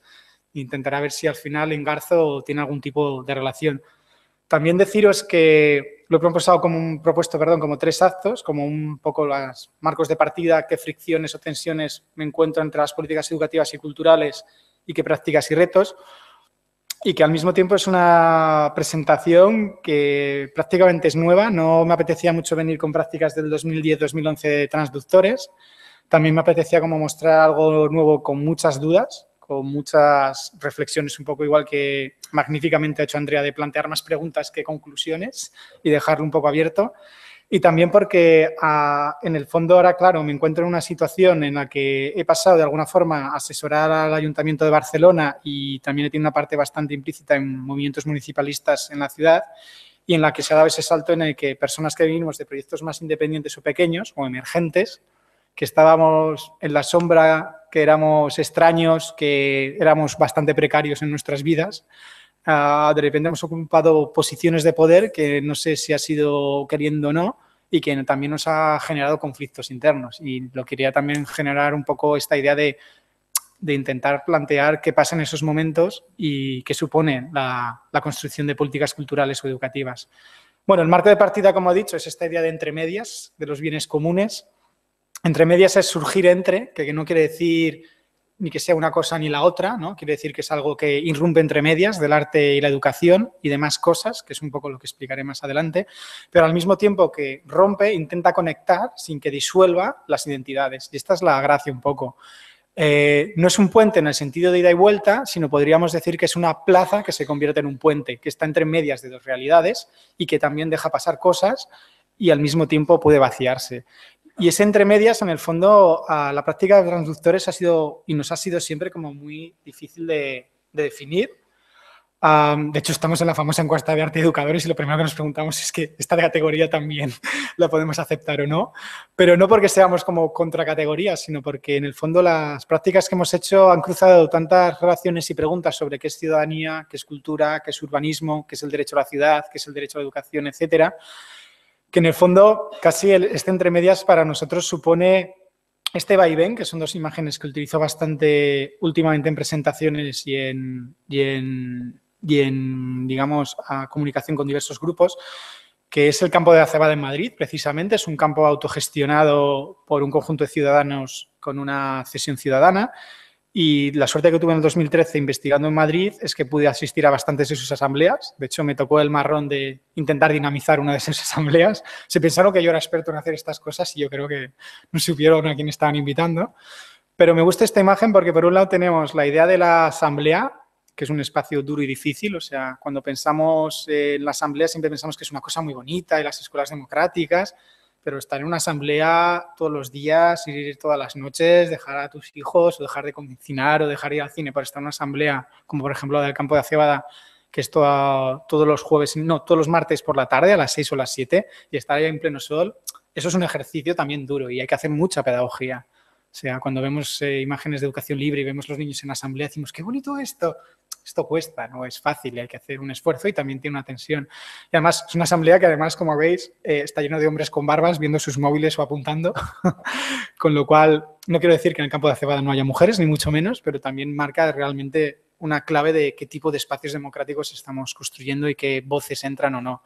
Y la pongo al lado de una imagen que me parece muy divertida, que es el zafarrancho de limpieza, que básicamente es que en el campo de la Cebada a veces mueren tanto de éxitos, sobre todo en los campos de verano, en la universidad de verano, con cineforums, charlas, etcétera, que el mismo grupo que hace la asamblea tiene que limpiar el espacio y tienen que hacer espacios de cuidado y de volver a generar que esto esté ahí. Entonces, esta tensión entre la dificultad de construir cosas en común, de hacer una asamblea y la necesidad de acoger, de cuidar espacios, de limpiar, lo que son tareas más invisibles, para mí son claves a la hora de pensar en políticas culturales y en políticas educativas. Bueno, lo de los bienes comunes viene un poco porque una de las tesis de partida en Barcelona, cuando estuvimos pensando un grupo de gente que nos articulamos a partir del proyecto municipalista, era la idea de si es posible gestionar la cultura como uno de los bienes comunes, ¿no? Igual que el agua, igual que los montes, igual que otros bienes comunes, igual que la educación se dice que es un servicio público, la salud. ¿Y qué quería decir eso, no? Si una de las tesis ahí principales que manejamos, y podemos después hablar o intentar plantearnos qué quiere decir, era pasar de esta economía creativa que se ha dado en el boom de las ciudades marca o de las ciudades turismo, aquí tenéis la ciudad esta fantasma, ¿no? Que se llama la ciudad de la cultura, creo, a una economía que sea de cooperativa en cultura, que recupere esta dimensión del cooperativismo en cultura, ¿de acuerdo? Cooperativismo en un sentido amplio, no cooperativismo como la cooperativa que tiene un NIF y un régimen de propietarios en igual de condiciones laborales, sino cooperativismo en la idea de cooperar, de hacer algo juntos, ¿no? ¿Cuál es la dimensión cooperativa de la cultura? Que no quiere decir forzar a la gente a hacer cosas juntos, ojo. Y ahí sí que veamos que un bien común pues tiene una comunidad plural, la cultura tiene comunidades muy plurales, tiene un sistema de gobernanza, un sistema que rige las comunidades y un uso específico de producción y reproducción, ¿no? Entonces, claro, esto cómo lo aplicamos a cultura y qué quiere decir es como bastante complejo. Y este dibujico que hice el otro día ahí en casa un momento, creo que de alguna forma viene a abrir que tiene que haber un cambio en la matriz, que además es una palabra muy femenina, de lo que es la matriz productiva y reproductiva de la cultura. O sea, la matriz productiva quiere decir en qué vectores asentamos que tiene que estar la cultura. Asentamos que los vectores en los que tiene que estar la cultura es hacer grandes equipamientos para que vengan más turismo, para que haya más empresas de turismo, para que después haya más contratos basura en los hoteles. O asentamos que la cultura tiene que ser un motor de cambio de cultura de base, recuperar la cultura en los barrios y repensar las instituciones culturales. Eso es una matriz productiva que como tal, esto es de hace 76-77, los pactos de la Moncloa. Quiero decir que no es una cosa fácil de repensar, que nos conlleva un arco casi a finales de los 70 y casi al 36-39, por decirlo de forma rápida, y que de alguna forma hace una reflexión que va mucho más allá de repensar simplemente si el arte y educación es una tendencia porque el mundo del arte ahora lo está viendo o porque hay jornadas por todos los lados, que nosotros somos partícipes y somos parte de ello, que hablan de esto, ¿no? Además, en este sentido, es como la tercera vez que vengo a Galicia, primero invitado por el Grupo Baleiro, después por la Universidad también de Santiago, y me hacía gracia como volver ahora con el Consejo de Cultura, es como, ¡guau!, voy escalando posiciones. Entonces, también, en el fondo, es una relación en la que yo viví inverso de personas como Lidón Beltrán, con la que aprendí en la Universidad de Salamanca en el 2002, que venían de otras tradiciones, y que no puedo dejar de citar en el sentido de que hay arcos que son largos, ¿no? Igual que ellas tienen a María Caso, y María Caso vendría de otros sitios, de la Complutense. Creo que eso es importante trazarlo para pensar que si estamos hablando de un nuevo sujeto ciudadano de la cultura, y hablo de, bueno, en @ ciudadano-ciudadana, o en X, que ahora transgénero exigen el X ahí, el arte y la educación, este versus u contra, tendría que estar cruzado por nuevas formas de institucionalidad, en un sentido amplio, de escuelas, de centros culturales, de administración pública y nuevas formas de pensar la ciudadanía. Entonces, si este binomio de alguna forma lo queremos atravesar por ese entre medias, tendría que estar constantemente pensado por cómo estas esferas de alguna forma se articulan o dialogan para generar nuevas formas de institucionalidad y nuevas formas o nuevas relaciones de ciudadanía. Hay incluso feministas que hablan de cuidadanía y no de ciudadanía, por ejemplo, ¿no? Entonces, todo eso sería interesante pensarlo a la hora de pensar cuáles son las relaciones, insisto de nuevo, en este binomio entre arte y educación o políticas culturales /más políticas educativas. Discursos y tensiones que nos hemos encontrado y me he encontrado durante bastante tiempo analizando programas culturales, analizando estrategias de partidos, analizando estrategias de instituciones culturales. Voy a citar 3 o 4, seguramente hay muchos más. Ya quiero decir que esto es una reflexión como muy situada del contexto de Barcelona, ¿de acuerdo? Y de instituciones culturales. Pero bueno, hay tensiones. Como tensiones quiero decir que ni una sea mejor que la otra, sino que se están como de alguna forma friccionando y habría que pensar en cómo las resolvemos. Un poco lo que decía antes Andrea, el problema no es el papel de váter o el problema no es los macarrones, el problema es el uso de esto y dónde lo ponemos. Una de las primeras fricciones que nos hemos encontrado durante mucho tiempo como transductores y con grupos que trabajamos es esa idea de que si la educación del arte tiene que ser una educación para una ciudadanía culturalmente activa, o sea, que ya tiene cultura, que ya la activa, que ya está haciendo algo, o tiene que ser para la excelencia del arte. Tiene que ser porque hay un conocimiento artístico que es excelente y en el que hay que llegar, ¿no? Es decir, si en las escuelas los niños tienen que saber quién es Rothko o tienen que pensar cuál es su cultura activa en un barrio. Eso no quita que sepan quién es Rothko, ¿de acuerdo? Pero tenemos el problema de que pensamos siempre desde la excelencia del arte, ¿no? Como pensar que si tuviésemos que hacer una educación en ciencias, tuviésemos que saber la vida y la biografía de Einstein. Y todo eso, además, tuviésemos que ser pequeños Einsteins. Y no pensamos en que la teoría de la relatividad, en el fondo, nos sirve para pensar nuestras vidas en el día a día, ¿no? Otra cosa interesante en la educación es, si pensamos en la educación, que esta es una tendencia muy de instituciones culturales en Barcelona, pero se está sentando en Madrid y en otros focos a nivel internacional, es si la educación sirve para generar la cultura como accedo a obras de arte que son magníficas, o para la construcción de nuevos públicos, ¿no? O sea, los equipamientos culturales tienen departamentos educativos para que venga más gente al museo, para justificar que hay nuevos públicos y, por lo tanto, para de alguna forma decir, es importante que haya arte, ¿no? O sea, yo tengo que tener educación, no porque la educación sirva para transformar el mundo o para hacer una reflexión crítica, sino porque habrá más consumidores en el futuro de obras de teatro y, por lo tanto, yo, como actor o coreógrafo, podré sobrevivir. Y esto es un pensamiento neoliberal bastante complejo. yo creo que nadie que educa en ciencias o en educación social piensa en los niños como futuros consumidores de programas de ciencia para que haya, yo qué sé, más investigadores en el CSIC. Pero porque eso se da en arte, ¿no? Me planteo, o en el campo de la esfera cultural. Y entre eso, lo que nos planteábamos muchos es si tendríamos que pensar en la educación como una cultura, como un derecho más, ¿no? Igual que existe el derecho de la sanidad, el derecho a la educación, pues existe el derecho de la cultura y por lo tanto no es para construir nuevos públicos, es que es un derecho que lo tenemos que tener ya asumido. Otra parte que nos interesa mucho, que ha subrayado muy bien, me queda perfecto para casi no tener que explicar nada, es esta idea de que la educación tiene que ser una estrategia de investigación y de trabajo colectivo, ¿no? Que la educación artística no es ni técnica ni manualidad, sino es un proceso de investigación sobre un tema, sobre algo, y por lo tanto, la práctica artística y la pedagogía del arte genera conocimiento. Otra cosa es qué tipo de conocimiento y cómo se vincula, se articula o genera fricciones en la institución, tanto educativa como en la institución cultural. Y un problema muy grave que vemos aquí es esta idea de que la educación normalmente se piensa como un factor de desarrollo creativo.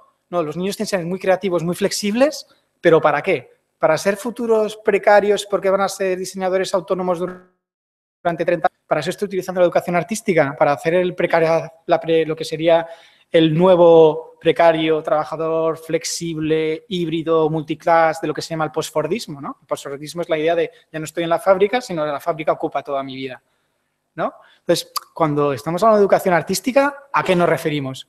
Yo aquí soy muy crítico con estos decálogos que ha sacado nuestro querido amigo Antonio Marina, donde utiliza la creatividad para el PP, para industrias culturales.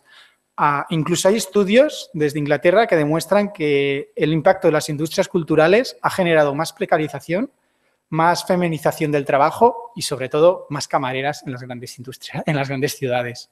Entonces, si utilizamos la educación artística, ¿para qué lo estamos utilizando? Para un sujeto político que tiene que tener una vida activa, sea la que sea, estando con alguien al lado, reconociendo a un otro, estando implicado en un proceso social de un barrio, o simplemente porque sabemos que el multitask y las múltiples inteligencias generan sujetos que son mucho mejores para trabajar en equipo y que, por lo tanto, serán mucho mejores para entrar en estructuras de empresas como Google. Y para mí esta pregunta es clave. O sea, con esto no estoy quitando, esto lo quiero enfatizar mucho, el factor de la creatividad, sino estoy pensando para qué lo estamos utilizando. Recordemos que la innovación pedagógica más fuerte que se está haciendo en escuela la llevan los jesuitas, votadas por sus padres. Ojo. Entonces, aquí hay un punto que es clave en la idea de ¿para qué utilizamos la educación artística? ¿Quiénes son las escuelas que mejor educación artística están recibiendo y por qué? Porque muchas veces son las concertadas, no son las públicas. O sea, no quiero decir que no tenga que existir escuelas concertadas, ojo, ¿vale? Esto es un fenómeno muy clave de Barcelona, insisto, ¿eh? No quiero aquí como sacar esto como que estoy la ley universal. Después, otras dos concepciones muy básicas que quiero poner un poco sobre la mesa para no extenderme es que la educación debería ser plural para prácticas culturales plurales y heterogéneas y que no tendría que ser una educación tan basada en disciplinas o en ámbitos, ¿no? Muchas veces con diálogos con sectores es ¿y qué pasa con la educación artística visual? Y la de teatros, y la de no sé qué. Y tú te quedas así y dices, es que yo nunca he trabajado proyectos pedagógicos por disciplinas. Yo trabajo desde formas híbridas y plurales en las que puede haber cultura popular, podemos hacer cosas de cine y mañana podemos estar haciendo performance o, como muy bien ha señalado Andrea, muchas de las prácticas que ha puesto sobre la mesa, este es un camino que es bastante incluso adisciplinar, ¿no? Entonces, una educación plural tendría que ser capaz de ser inclusiva en el sentido de las prácticas culturales heterogéneas que hay. Y cuando digo heterogéneas, podría pensarme incluso de dónde están las prácticas culturales de las comunidades chinas, pakistaníes, ¿sabes?, o gitanas en el currículum. Un estudio de sociología y etnografía de música de Barcelona decía que prácticamente la mayor cantidad de música que se consume privada por poblaciones no centroeuropeas en Barcelona es la china. Y esto no está en el currículum. Me explico, ¿no? Entonces, también habría que hacer una reflexión sobre qué tipo de cultura y qué tipo de dispositivo y de sujeto político estamos anunciando cuando ponemos ciertas prácticas culturales como los vectores a trabajar en una escuela o en educación artística. Y finalmente, esta idea de la educación de las artes como un sistema político y cooperativo, ¿no? No como un sistema de producto o de calidad de mercado del arte, ¿no? De cuando un niño hace algo que tiene mucha calidad porque ha habido un profesional del arte y se parece mucho a una instalación o como lo ha hecho con un profesional del arte, es un vídeo muy acabado, por lo tanto, la educación artística es muy buena. Que entonces es como decir, o sea, que esto es igual que si en física y química viene un químico y los niños hacen grandes desarrollos de fórmulas químicas en la pizarra que nadie entiende. Entonces el proceso educativo es buenísimo. Y esto está pasando mucho, ¿no? Esta idea de pongo a un artista en la escuela, que lo pongo en plan peyorativo, de parece que poniendo un artista ponemos un profesional con gran calidad técnica y solo nos quedamos con eso, no nos quedamos con el proceso de investigación, con la reflexión. Y casi estamos exigiendo a los niños que hagan una obra de teatro muy bonita al final, ¿no? Y si es muy bonita y ha sido de gran calidad o han cantado muy bien en una coral, entonces el proceso pedagógico es muy satisfactorio y, por lo tanto, es exitoso. ¿Qué pasa cuando pensamos en el sistema arte como un proceso cooperativo? Esto es muy sencillo, es la idea de toda la vida de quien tiene una compañía de teatro, voy a decir amateur, aunque podría ser una compañía de teatro, le toca hacer el atrezzo, le toca irse en una caravana, se van 7 personas juntas, las 7 montan el atrezzo, las 7 ven las luces, hay un técnico de luces que es tan importante como el director, como la persona que narra la obra, ¿no? O los músicos, que tienen muy claro que para sobrevivir tienen que hacer trabajo colaborativo y cooperativo porque si no, no sobreviven, ¿no? Es así de fácil. Entonces, muchas veces, cuando estamos hablando de la producción de ese sujeto político, parece que todo lo que queremos son pequeñas Shakiras o Beyoncés que estén en el escenario y que sean magníficas. Y no pensamos que todo el sistema del arte tiene toda una economía política que es muy importante. Quién cuelga el cuadro, quién lo comunica, quién está detrás de un escenario, quién hace el atrezzo, son profesiones de la cultura del arte y son cooperativas. Cooperativas en el sentido de que si no existe un trabajo común, eso no existe. La obra no se produce, ni se reproduce, ni se disemina. Entonces, siempre pensamos que tenemos que hacer como pequeños hip-hoperos o raperos o shakiras que vayan a un escenario, pero no pensamos que la educación artística tiene muchas dimensiones que también se podrían trabajar de forma cooperativa.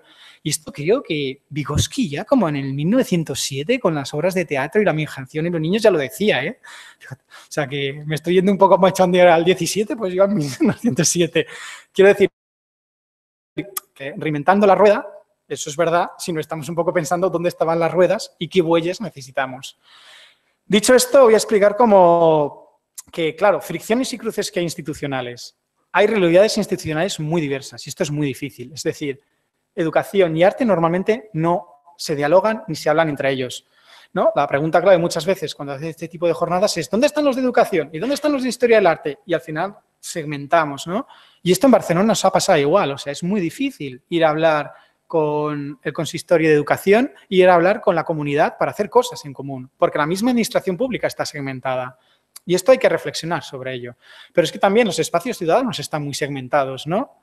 Un poco el museo con los niños, los discapacitados por aquí, la educación formal con sus cursos de formación para profesores, los másters pero para educadores de arte. Y esta fragmentación no ayuda realmente a pensar de forma integral sobre los espacios de educación y de vida. Y habría que replantear, si queremos generar estas formas, cuáles son esos espacios nuevos o cómo se pueden un poco ir haciendo más porosos. Yo no estoy hablando de hacer una gran revolución y creo que muchas ya sabéis cómo hacer esos espacios porosos, pero sí generar esos canales de interlocución entre diversas instituciones. Que las realidades institucionales sean muy diversas quiere decir que también hay falta de transmisión y información en general. Estoy hablando en general. O sea, en Barcelona nos encontramos proyectos considerados de 7-8 años como creadores en residencia que no tienen una evaluación hecha desde la administración o que no se han planteado otros modelos de trabajo en escuelas. Por lo tanto, hay una gran diversidad de modelos muy invisibles, tanto en escuelas como en otros museos, pero se da el monopolio de algunos modelos y a veces son tendencias personalistas, que alguien ha ido a Escocia un día, le ha encantado no sé qué, y ha vuelto y ya está. Y dice, ahora hay que hacer no sé qué porque se hace en Escocia o en Barcelona, muy divertido porque el modelo era Quebec. El independentismo. Entonces, si nos podíamos parecer al Consejo de Cultura de Quebec, la leche tú. Y entonces te encuentras modelos de pedagogías transgénicas, ¿no? Esa idea de la soja transgénica, que se implementa muy rápidamente, que tiene mucho éxito, que a la administración pública le viene muy bien porque en 2 años el político se hace la foto, o quien sea, o el director de un centro de arte, y nos encontramos esa idea de marcas blancas, de educación y cultura de bollería industrial, este fast food, ¿no? Y nosotros nos preguntamos, sino que habría que pensar qué modelos ya había y cómo podemos recuperarlo, porque muchas veces en las jornadas la gente dice, es que esto en los 80 ya se hablaba. Entonces vamos a traer a la gente de los 80 y vamos a ver cómo lo hicieron, qué hicieron, qué no hicieron y darle como una reflexión, ¿no? Y dejar de pensar cuál es la next big thing que pasa, yo qué sé, en Sydney o en Brasil con la Bienal de Sao Paulo. Por decirlo de alguna forma, porque son dispositivos en los que todas estamos de alguna forma embutidos, ¿no? Cuando pensamos en políticas culturales. Y finalmente, lógicamente, la idea de falta de mapas, diagnósticos reales o ideas sobre sostenibilidad, que es quiénes, dónde, cómo, qué usos, qué tiempos, qué ritmos, que son preguntas como muy tontas y que en el fondo, cuando tú te pones a decir cómo planificarías la política cultural de una ciudad, no existen esos datos. Es que no existen, no es que estén guardados en un cajón y tal, es que básicamente no existen investigaciones sobre esto, básicamente de comillas, quiero decir, es genial la investigación de arte educadoras, por ejemplo, existe el libro de Svaluar sobre cartografía que trabajaron durante 5 años, Centro de Arte 2 de Mayo acaba de sacar una publicación, una investigación sobre su trabajo con escuelas, existen cosas, ¿no? El MUSAC hizo un libro sobre su trabajo y hizo una investigación, pero son casi como grandes excepciones, ¿no? Entonces, si no nos planteamos quiénes somos, de dónde partimos y hacia dónde vamos, es bastante difícil que podamos pensar en estos cruces. Y esto es una cuestión que a lo mejor se podría hablar aquí en cualquier tipo de diseño de políticas públicas, ¿no? Y después está esta idea de cómo trabajamos con ecosistemas reales y modos de economía social y solidaria, que para nosotros es clave en la mutación de la economía creativa, esta que he hablado, a la economía cooperativa de cultura. Y también que está toda esta idea de que si la mediación es una moda o no, si es algo que ahora hay que hacer o no hay que hacer porque todo el mundo está obligado, porque todas las instituciones están pensando en ello. Hay instituciones que están contra la mediación porque piensan que es como, yo qué sé, antes se hablaba de arte público, pues ahora se tiene que hablar de arte y mediación porque hay 5 bienales que lo hacen. ¿Estamos reinventando la rueda o realmente estamos haciendo una transformación institucional? Y yo que ahora ocupo, y lo puedo decir en algún momento dado, una situación de poder, también me encuentro con esta idea de es que ahora vosotros sois los de la mediación. Y digo, ¿vosotros? Pero si es que llevo aquí desde el 2012 y no me comía nada. O sea, no creo que esto sea una cosa de como una carrera en la que somos como la nueva tendencia, ¿no? Como esa especie de prêt-à-porter en la que siempre ha estado sumergido las prácticas artísticas, ¿no? Bueno, estas son como las fricciones, propuestas. A ver qué tal voy de tiempo. Muy bien, media horita me queda, menos mal. Espero que haya sido entendible y no haya sido muy marciano lo que he dicho, porque os digo que era un reto explicar esto, que es como un corpus teórico que incluso estamos todavía digiriendo. Por lo tanto, esta ha sido como la primera vomitada. Dicho esto y esta excusa, voy un poco a propuestas y vectores. Voy a recuperar una cosa que es una práctica que he estado haciendo en Tabacalera, en Donosti, en el Centro Cultural de Tabacalera, y me interesa un poco por el trabajo de escucha y de ecodiseño de protocolos de trabajo conjunto entre instituciones culturales, territorios y redes. El caso de estudio es, como he dicho, Tabacalera Donosti, es un centro cultural y como traductores nosotros hemos estado trabajando básicamente casi 2 años, el periodo del 2013 hasta prácticamente septiembre de 2015, pero voy a explicar solo un periodo pequeñito como de casi aproximadamente 1 año, que es como forjamos o constituimos lo que fue Escuntza, que es el departamento de mediación, educación del Centro de Arte. Tabacalera es un centro que se ha abierto, es una antigua fábrica de tabacos, de ahí Tabacalera, había unas 50 en todo el estado. Es un mastodonte, de hecho yo siempre hacía la broma de que es el último gran elefante blanco que se ha abierto en el Estado español.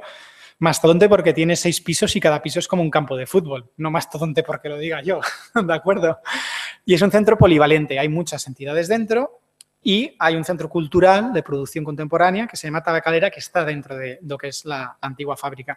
Lo curioso de Tabacalera, como ya muchas conocéis el proyecto, es que fue un vaivén de diversos programas culturales y modelos de ciudad de Donosti, hasta que en el 2012 finales se convoca un concurso público, lo gana en este caso Ani Rodríguez, y se empieza a hacer un trabajo previamente a abrir el edificio. Y en ese momento Anne nos llama traductores, por un lado, y llama por otro lado a Artasia, que era una asociación también de mediadores que habían trabajado en Euskal Herria, en el País Vasco, tanto en Bilbao como en Vitoria-Gasteiz. Y un poco nosotras lo que nos planteamos es hacer un tándem para hacer un trabajo colaborativo con el barrio. Casi es un encargo de la institución decir, a mí me gustaría, antes de abrir puertas, poder trabajar con el barrio y empezar a hacer sinergias o relaciones, casi con 2 años previo. Y había habido un pequeño proyecto previo de paisaje transversos que habían ido como dinamizando diversas rutas y espacios del barrio. Bien, lo que nosotras hicimos es plantear que no podíamos ofrecer un paquete de actividades a un barrio sin conocer el barrio, que es una cosa que es de perogrullo, pero que normalmente no se tiene en cuenta. Entonces, básicamente lo que hicimos es, estuvimos 4 meses, lo llamamos a la intemperie, no porque en Donosti haga frío y llueve, sino en la intemperie en el sentido de vas a sitios donde no te sabes qué te vas a encontrar y lo imprevisto es importante. O sea, la intemperie como un factor pedagógico, podríamos hablar, esa idea de estar a la intemperie, no como algo negativo, sino como algo donde me expongo y veo qué sucede. Y hicimos encuentros de escucha activa, que escucha activa quiere decir que escuchar es una cosa productiva, que genera conocimiento. El hecho de escuchar quiere decir que ya se está haciendo algo, cuando la escucha normalmente en los sistemas más tradicionales o patriarcales se ha puesto como algo pasivo, quien escucha no hace nada, mientras que en los términos feministas la escucha es una cosa activa, ya genera un espacio. Si yo te escucho, yo estoy generando un espacio donde las dos estamos juntas, por lo tanto la escucha. Y este equipo de escucha lo que hicimos es hacer una coalición y un contrato como coordinadora de proyecto con una persona que era experta local de guía, que venía de los movimientos feministas y de estar metida en proyectos de jóvenes y había nacido en el barrio, y prácticamente con ella diseño de encuentros informales, en el sentido más amplio de la palabra informal, es decir, en bares, en sitios donde están las entidades del barrio, y era un experimento sin un diseño claro, es decir, no sabíamos a dónde íbamos a ir, pero nos interesaba que si realmente nos tomábamos en serio trabajar con un barrio, lo primero fuese escuchar el barrio. Esto lo hizo sobre todo en este sentido a Ana Revuelta con Idoia, y mi trabajo aquí era coordinar, entonces yo subía una vez cada mes más o menos a Donosti, íbamos trabajando las dinámicas. Este es el barrio de guía. Y lo que hicimos fue un análisis de trabajo de las líneas y temáticas desde los actores del barrio, que esta persona nos iba diciendo que nos podíamos reunir. Y surgieron conversaciones sobre intereses de espacio público, de memorias, del uso del euskera, que es una cosa bastante potente allá. Y también lo que un poco es trabajar desde la idea del codiseño. No venimos a ofrecer paquetes de servicios, sino venimos a pensar qué tiene Tabacalera y juntamente. Y esto era un aprendizaje mutuo, pero en el fondo era un doble salto mortal o pirueta, porque primero, las entidades están muy relacionadas a un modo de servicios. Yo te ofrezco un taller para hacer un mural en la plaza y ellos se lo piensan y te lo compran o no, o dicen, perfecto, ¿no? Y claro, nosotros estamos hablando de, no, es que pensamos que es un departamento activo que al menos puede tener una traza de 4 o 5 años. Nos estamos conociendo para ver qué hacemos en 4 o 5 años. La gente queda como, ¿eh? Si aquí nadie piensa en 4 o 5 años, en general, en trabajo comunitario. Y a eso le sentamos que éramos un centro cultural y, lógicamente, había resistencias. No todo el mundo estaba a favor de que en Eguía hubiese un centro cultural y nosotros lo exponíamos. Lo sabemos, pero también es una parte del factor que hay, de cómo se está trabajando en el barrio y entendemos que puede haber muchas otras formas de relacionarse. Y, de hecho, lo primero que nos decían es que esto era muy raro que un centro cultural estuviese en espacios ciudadanos o en espacios donde la comunidad se junta. Esto quiere decir que íbamos a las reuniones de la coordinación de entidades que seguía Visiric, donde se juntan todas las entidades del barrio y aparecíamos allá. Y cuando nos veían siempre pensaban, ¿qué venís? ¿A vendernos una expo? ¿A que participemos en un proceso? No, venimos porque hay que estar. Y punto. Y esto no se entendía o se tomaban en tintín como, ¿qué sois? ¿Los modernitos que vais a venir y aquí en 3 meses vais a desaparecer y así parece que Tabacalera ha cubierto como el rol social? Y esto, pues, nos lo comíamos con patatas y decíamos, sí, existe esta contradicción, pero estamos intentando que no sea así. Hicimos un diagrama porque fue bastante interesante durante el proceso y ahí sí que fue una aportación de Anne Rodríguez de que ella quería algo tangible. Y dije, yo como institución me parece muy bien que estéis 4 meses pagando a una persona del barrio, que además cobraba el precio hora igual que nosotras, pero tiene que haber algo que se quede, que yo como institución después me pueda quedar y se haya generado un cuerpo de conocimiento. Y básicamente entonces lo que hicimos es contratar a un diseñador, que al final también tuvimos que hacer mucho aprendizaje mutuo con él y acompañarlo, que era del barrio, que además dinamiza el barrio, está metido en las fiestas del barrio, y con él generamos como una especie de mapeado de los diversos grupos que hay en el barrio, de cuáles eran sus intereses, de cuáles eran sus retos y cuáles eran sus dificultades, ¿no? Sus nudos y sus posibilidades de potencia. Lo hicimos con ascensores y con escaleras, como porque ya está lleno de ascensores y escaleras, es un barrio así hacia arriba, con esta idea de que la escalera cuesta y por eso es como más fácil. Y los dividimos en diversos sistemas. Este proyecto le llamamos ecosistema guía. Había el aspecto más sociocultural, el aspecto de educación formal e informal, el comunitario, pero se generaban otras capas con colores, que podían ser temas que les interesaban a estas entidades, memorias de barrio, organización, de territorio, el euskera, el espacio público, la producción cultural. Y estas capas también se podían superponer. O sea, no intentamos intentar hacer un tag de 1 y 2, sino intentamos ver todas estas capas que sucedían, replantear cómo se podían cruzar realidades. Y después intentamos como generar una especie de ordenación nuestra intuitiva entre cosas que tenían más que ver con educación, con cultura y con comunidad, y cómo eso iba situando a los diversos agentes. Este mapa, además, produjo un fanzine, que fueron 3 acciones, primeros talleres que hicimos a finales del 2013, después de estos 4 meses. Y todo esto se produjo con un presupuesto que se dio a un diseñador local por un lado y a IPAR, que es la imprenta local del barrio, con la que diseñamos y también hicimos el fanzine y que además están metidas activamente en el barrio, en las fiestas populares alternativas. Y nos interesaba este experimento porque ahí no simplemente queríamos explicar que Tabacalera quería trabajar con el territorio, sino que el departamento educativo, al menos, parte de sus recursos y de sus capitales, los podía distribuir en un ecosistema, como kilómetro cero, si queréis, entre comillas, que fuese redistributivo con esos agentes, aunque fuese porque trabajamos con la imprenta local o con el diseñador de al lado, y no ir al diseñador que nos hubiese hecho el mapa Chupiguay, que puede ser colega nuestro en Barcelona, para entendernos, ¿no? En este ecosistema, ¿no? En general, este tipo de relaciones.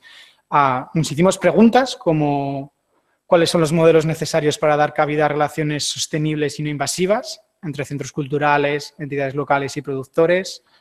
Cómo pasamos de la dependencia a la corresponsabilidad, que para nosotros era una pregunta clave en este tipo de modelos de trabajo, y ir más allá del consumo cultural, del paternalismo o del rol de expertos, ¿no? Y cómo podíamos aceptar la resistencia, cuándo era necesario insistir más, cuándo era necesario decir, este grupo no quiere trabajar con nosotros y no pasa nada. O sea, hay otros grupos y es importante que este grupo sea autónomo y tenga su resistencia y tenga su imaginario antagonista sobre la institución tabacalera. Y no tenemos por qué convencerles, no estamos haciendo misiones en el barrio, ni mucho menos. Y a partir de estas reflexiones sacamos como líneas. Una fue pedagogías y espacio público. Nos metimos en la red de ciudades educadoras, que es como este movimiento de Tonucci, que ahora en Donosti está como muy potente, y de nuevo íbamos allá y nos preguntaban, ¿y qué hace un centro cultural en una red sobre ciudades educadoras? Y siempre nos era gracioso porque nadie está acostumbrado a que vengan personas de una institución con su tiempo y remuneradas, con este perfil, a estar en redes comunitarias, a estar en sus espacios y simplemente a estar, a escuchar y ver qué se puede sacar. Hicimos otra línea que es Ikusten ikasten, un juego de palabras, que es como veo, que es sobre educación y narrativas visuales, porque detectamos que tanto en institutos como con artistas era una línea que les interesaba hacer. Otra que era pedagogías feministas, que esta era propia casi, pero al mismo tiempo también descubrimos que había AMPAs de padres y madres que estaban con el tema de cocrianza.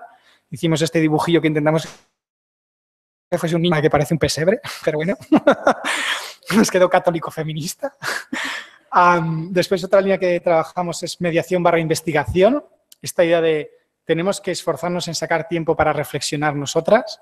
Ahora mismo las compis, porque yo ya no estoy trabajando en el proyecto, dicen que no tienen este tiempo, que ya la vorágine del espacio les ha comido, pero se intenta que cada 2 meses haya un encuentro en el que una temática base, una compañera la lleve unos textos, una reflexión, se ponga en común y al menos durante 1 hora y media o 2, todo el equipo educativo actual, que son 6 personas, puedan estar reflexionando sobre eso. Aunque sea una cosa tan tonta como la visita guiada tiene que ser a partir de la palabra o el cuerpo.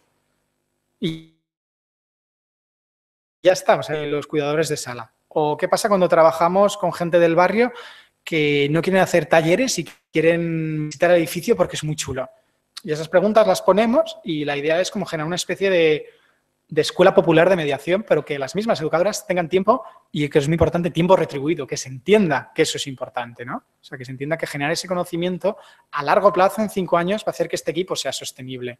Igual que a 5 años, si estoy trabajando con las redes de ciudades educativas, sabré quién está trabajando con quién y si tengo que hacer un proyecto de arte público, me es mucho más fácil que tener que ir a buscar o a pescar comunidades en territorios, ¿no? Una de las líneas de acción. A ver cómo vamos. Vale. Voy a pasar a otra, esta me la salto, que es como otro clásico de Barcelona, de transductores, y voy a ir a lo que estamos haciendo actualmente ya como Javier Rodrigo a nivel individual y personal, que es la profesionalización dentro de lo que es un plan de culturas de Barcelona, del Ayuntamiento de Barcelona, y que de alguna forma estamos como 6-7 personas trabajando como asesores externos estamos contratados pero por un encargo, no es un contrato profesional y laboral.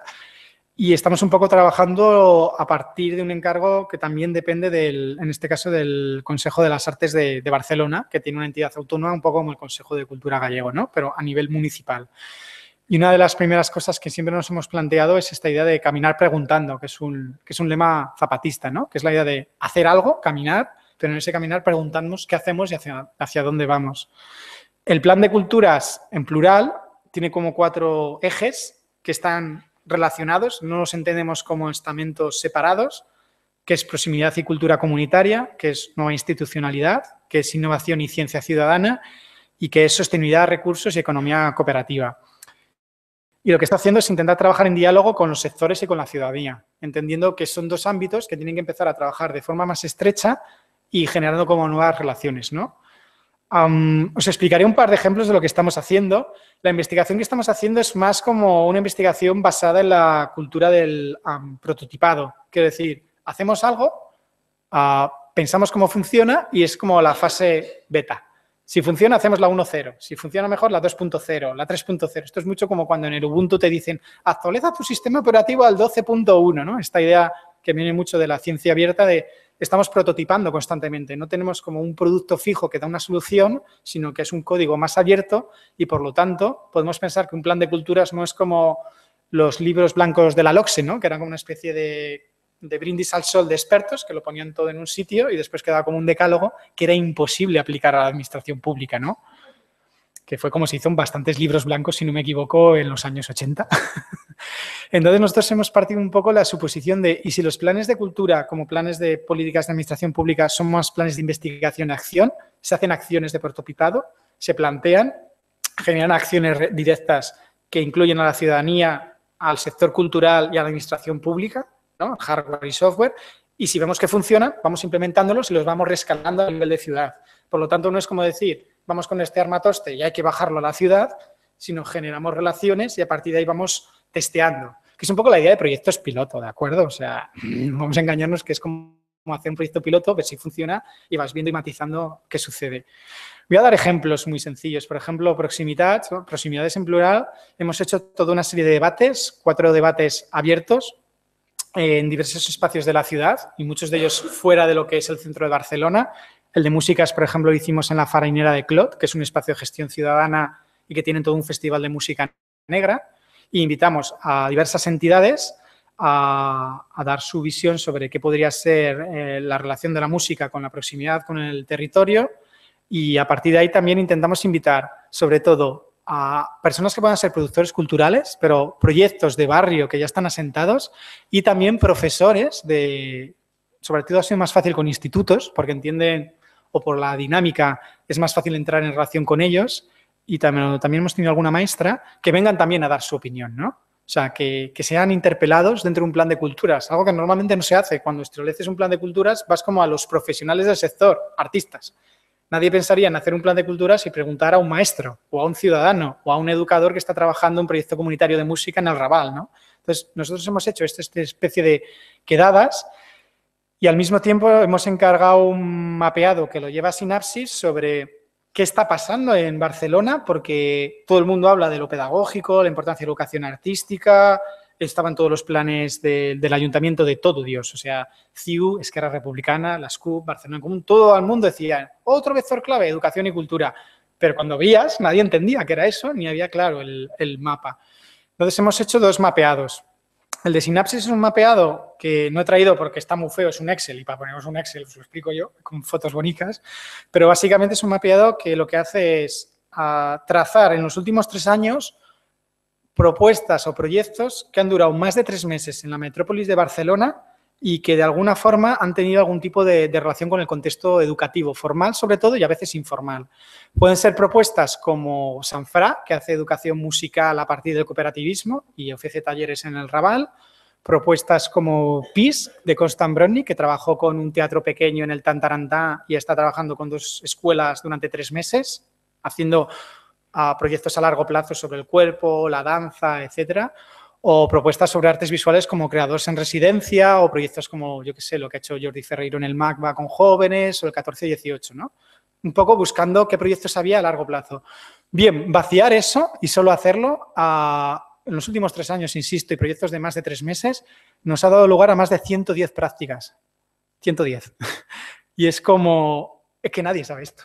O sea, es muy tonto lo que estoy diciendo, pero al mismo tiempo es muy clave. Y es decir, ¿quién está haciendo cosas? Y lo que queremos hacer con este primer mapeado, que es como muy humilde, insisto en ello, creo que vale 4.500 euros. O sea, que imaginaos, no estamos como llevando a la Universidad de Barcelona ahí, se está haciendo desde una estructura como Sinapsis, es hacer una selección de 20 por territorios, por disciplinas, por tipologías, y de esos 20 reducir a 5 para construir casos de estudio que un poco nos digan qué se está haciendo, cómo se está haciendo, qué problemas tienen, de dónde salen los recursos, cómo es la gestión del día a día y hacia dónde va. Es un mapeado que es una investigación más cualitativa de una muestra, ¿no?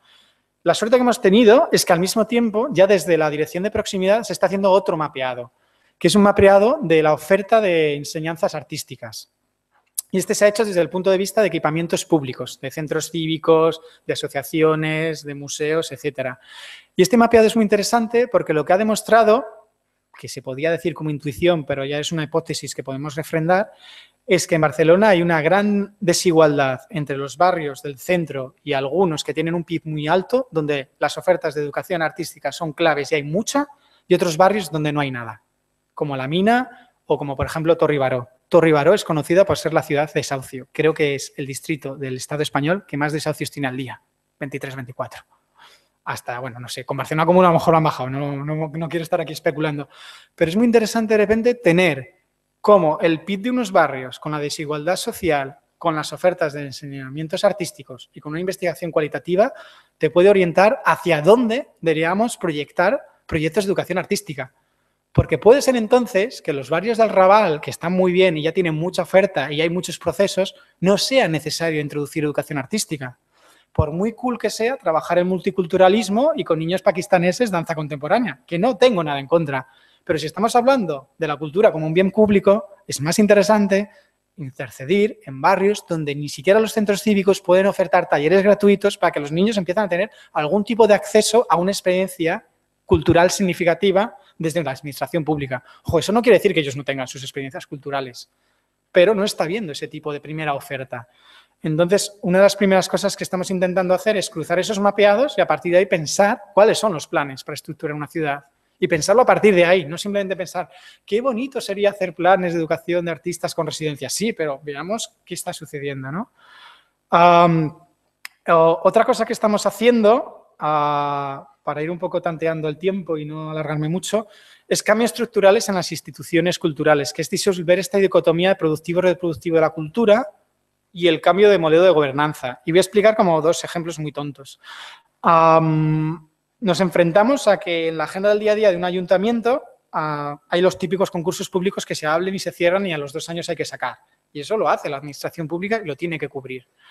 Y nos enfrentamos a que, por ejemplo, se dio la situación de que el GREC, que es el Festival de Artes Escénicas de Barcelona, que recibe 4 millones cada año de dinero público, solo de dinero público, cambiaba el concurso de dirección. Entonces hicimos un fórum abierto que se llamaba Quin Grec Volem, ¿no? ¿Qué GREC queremos? Se invitó a gente diferente, también a gente que venía de espacios feministas o a Judith Vidiella, que es experta en pedagogía del cuerpo y tal, a que dijesen las suyas sobre un festival. Y con todo eso, con encuentros con expertos a puertas cerradas y con encuentros con los mismos trabajadores del ayuntamiento que pertenecen al GREC, con todos estos foros que hicimos de grupos focales abiertos, marcamos cuáles tenían que ser las directrices del concurso público del GREC. ¿Me explico? O sea, no lo pensamos desde fuera como tendría que ser esto, sino que juntamos a diversos sectores ciudadanos que están implicados y que pueden decir algo y a partir de ahí se pensó. Este fue como el primer prototipo que hicimos. Ahora lo hemos mejorado, hemos hecho el del Mercat de las Flors, que es como otra infraestructura de la ciudad magnífica en el sentido de la relación que tiene con mediación y con diversos proyectos educativos y también la experimentación sobre artes en movimiento. De hecho, creo que aquí hay mucha gente que podría saber mucho más del Mercat de las Flors que yo. O sea que... Y lo que hicimos aquí fueron dos talleres. Hicimos un taller cerrado con los trabajadores del mercado, en el que nos estuvo la dirección a propósito, para preguntarles cómo tendría que ser el nuevo concurso, qué les interesaría, qué no, etcétera. Y después convocamos un taller de una jornada de 4 horas con 3 ejes, talleres prácticos. Un eje era lo que se llama gobernanza, ¿no? El modo de gestionar y de organizar una institución cultural. Invitamos a gente muy diversa y un grupo de unas 15 personas durante 2 horas en un taller. Otro fue ¿cuál es el programa, el trabajo en red y las relaciones con las instituciones culturales que tendría que llevar el Mercat de las Flors? Y lo mismo, se conjugó otro grupo de personas. Y el tercero fue, ¿cuál es el proyecto de mediación, públicos o proximidad que tendría que tener el mercado? Y esos 3 ejes se pusieron en discusión y después se hizo un acto público abierto a cualquier persona, se presentó esto como mesas de trabajo y la idea es que todo esto sea vinculante para hacer un concurso en el que se pedirá a la dirección que pueda ser colegiada, es decir, que no sea la dirección de una persona, sino de varias, y que cualquier proyecto que se presente en una institución cultural como el Mercat, se ha hecho también con la Virreina, con el Centro de Arte, el proyecto tenga que tener la parte de cómo se va a organizar el equipo humano de personas, o sea, cómo un director de arte tiene que, o una dirección de arte tiene que gestionar equipos y también tiene que pensar en eso, porque normalmente nos encontramos con perfiles muy patriarcales, ¿no? Una persona que manda y unos equipos de técnicos que hacen lo que dice esta persona. Por otro lado, ¿cuáles son los contenidos de programación? Tendría que escribir sobre ese proyecto y también tendrá que escribir y justificar su proyecto de mediación y educación. Y en la Virreina, que se hizo ya el concurso público, se hizo el jurado. Los jurados son igualitarios. Intentamos que haya igual de número de mujeres que de hombres, porque es un mandato del ayuntamiento. Intentamos que en los jurados haya representación ciudadana, que esto no quiere decir cualquier vecino, sino una plataforma vecinal o una asociación que esté implicada con la temática de ese equipamiento. En la Virreina, después también de diversos debates, el vector político de la institución fue ¿qué pasa si un centro cultural piensa la imagen en relación a las historias y a los archivos de la ciudad de Barcelona y que además están las Ramblas y que genere como una reflexión sobre otras historias de la ciudad y otra cultura visual? Entonces, la representación ciudadana vino por Mercè Tatché, que es profesora de la Universidad de Geografía de la Autónoma y experta en mirada de memoria histórica de Barcelona desde el barraquismo y las mujeres. Y ella estaba en el jurado, es decir, tenía voz y voto igual que un director de arte. También estaba Zoe López, que es coordinadora de Intermediae, como experta en mediación. Entonces, teníamos un jurado de 7 personas en el que había personas viniendo de la mediación o de plataformas ciudadanas que no estaban simplemente diciendo su opinión sobre algo, sino que estaban en un espacio de ejecutivo y legislativo, es decir, vinculante, para pensar cuál era el mejor proyecto para Virreina 4 años. Yo creo que lo dejo ahí porque estamos en media y a lo mejor estoy como metiendo mucha información. Y simplemente decir que otro proyecto que también estamos implicados es Cohabitar Entre, que ha sido otro concurso público que se ha hecho en el Centro de Arte, con el vector de mediación, ciudadanía y práctica cultural. Y en este caso se ha ganado con una gran coalición entre Transductores y Densidad a la Fundición y Sinapsis. Y estamos gestionando pues, un centro de arte durante un año con un presupuesto de 330.000 euros y con una mesa de coprogramación de 4 entidades y que también surge de estas ideas de educación y arte no es simplemente, y me parece muy oportuno decirlo, esta idea que teníamos antes del binomio, sino que, y esto es como la última imagen con la que quería terminar, por volver a la idea del pastoreo inicial, ya concluyo, y es, si tenemos que hacer una reflexión sobre cultura y educación, no es para que este binomio se disuelva, sino porque yo creo que lo que hay que romper es en estas dialécticas tan dicotómicas que hay entre si eres artista o educador, si eres comisario o investigador, si eres ciudadano o artista. Que estas dicotomías vienen del sistema y lo único que hacen, creo, es diferenciarnos más e incluso enemistarnos entre nosotras. Y también las jerarquías institucionales. O sea, la relación entre cultura y educación no es para reforzar una pirámide institucional. No es para que el ciudadano, el artista o la educadora sea el nuevo director del arte y vuelva a ser una especie de semidios, demiurgo, esa imagen que he puesto arriba, ¿no? La pirámide griega, de egipcio, que de nuevo ocupa un lugar de poder, ¿no? La tesis de partida es que una relación entre cultura y educación, si son bienes públicos, es una nueva redistribución y es como una nueva economía política de la cultura, que lo que hay es jornaleros, jornaleras de la cultura, cuidadores, cuidadoras de la cultura, hay comuneras, hay bruxas, veigas, hay ciudadanas, hay migrantas. Y si estas categorías las entendemos desde política cultural y empezamos a repensarlo así, entonces dejaremos de tener pirámides de si hay un comisario o son 4 comisarios mujeres y empezaremos a pensar si tenemos huertos comunitarios, para utilizar esta imagen, en la que entre todas cuidar, cultivar y producir cultura, ¿no? Y para mí esta mutación, que es una fase de trabajo, es muy compleja, porque insisto, es que nos estamos retroyendo a un arco de 30 años y casi un siglo, y que la redistribución y la nueva economía de la política y de la cultura es un reto en el que nos enfrentamos a día de hoy y que creo que todas y todas nos tendríamos que pensar hasta qué punto podemos asumir los retos de ser jornaleras, artesanas y brujas de la cultura y no simplemente ser artistas en este sentido, ¿no? Y bueno, lo dejo así, no sé si ha sido muy lioso, si se ha entendido o no, preguntas, dudas, fricciones o en el debate, veremos si esto que digo se comunica bien o no. Y moito obrigado.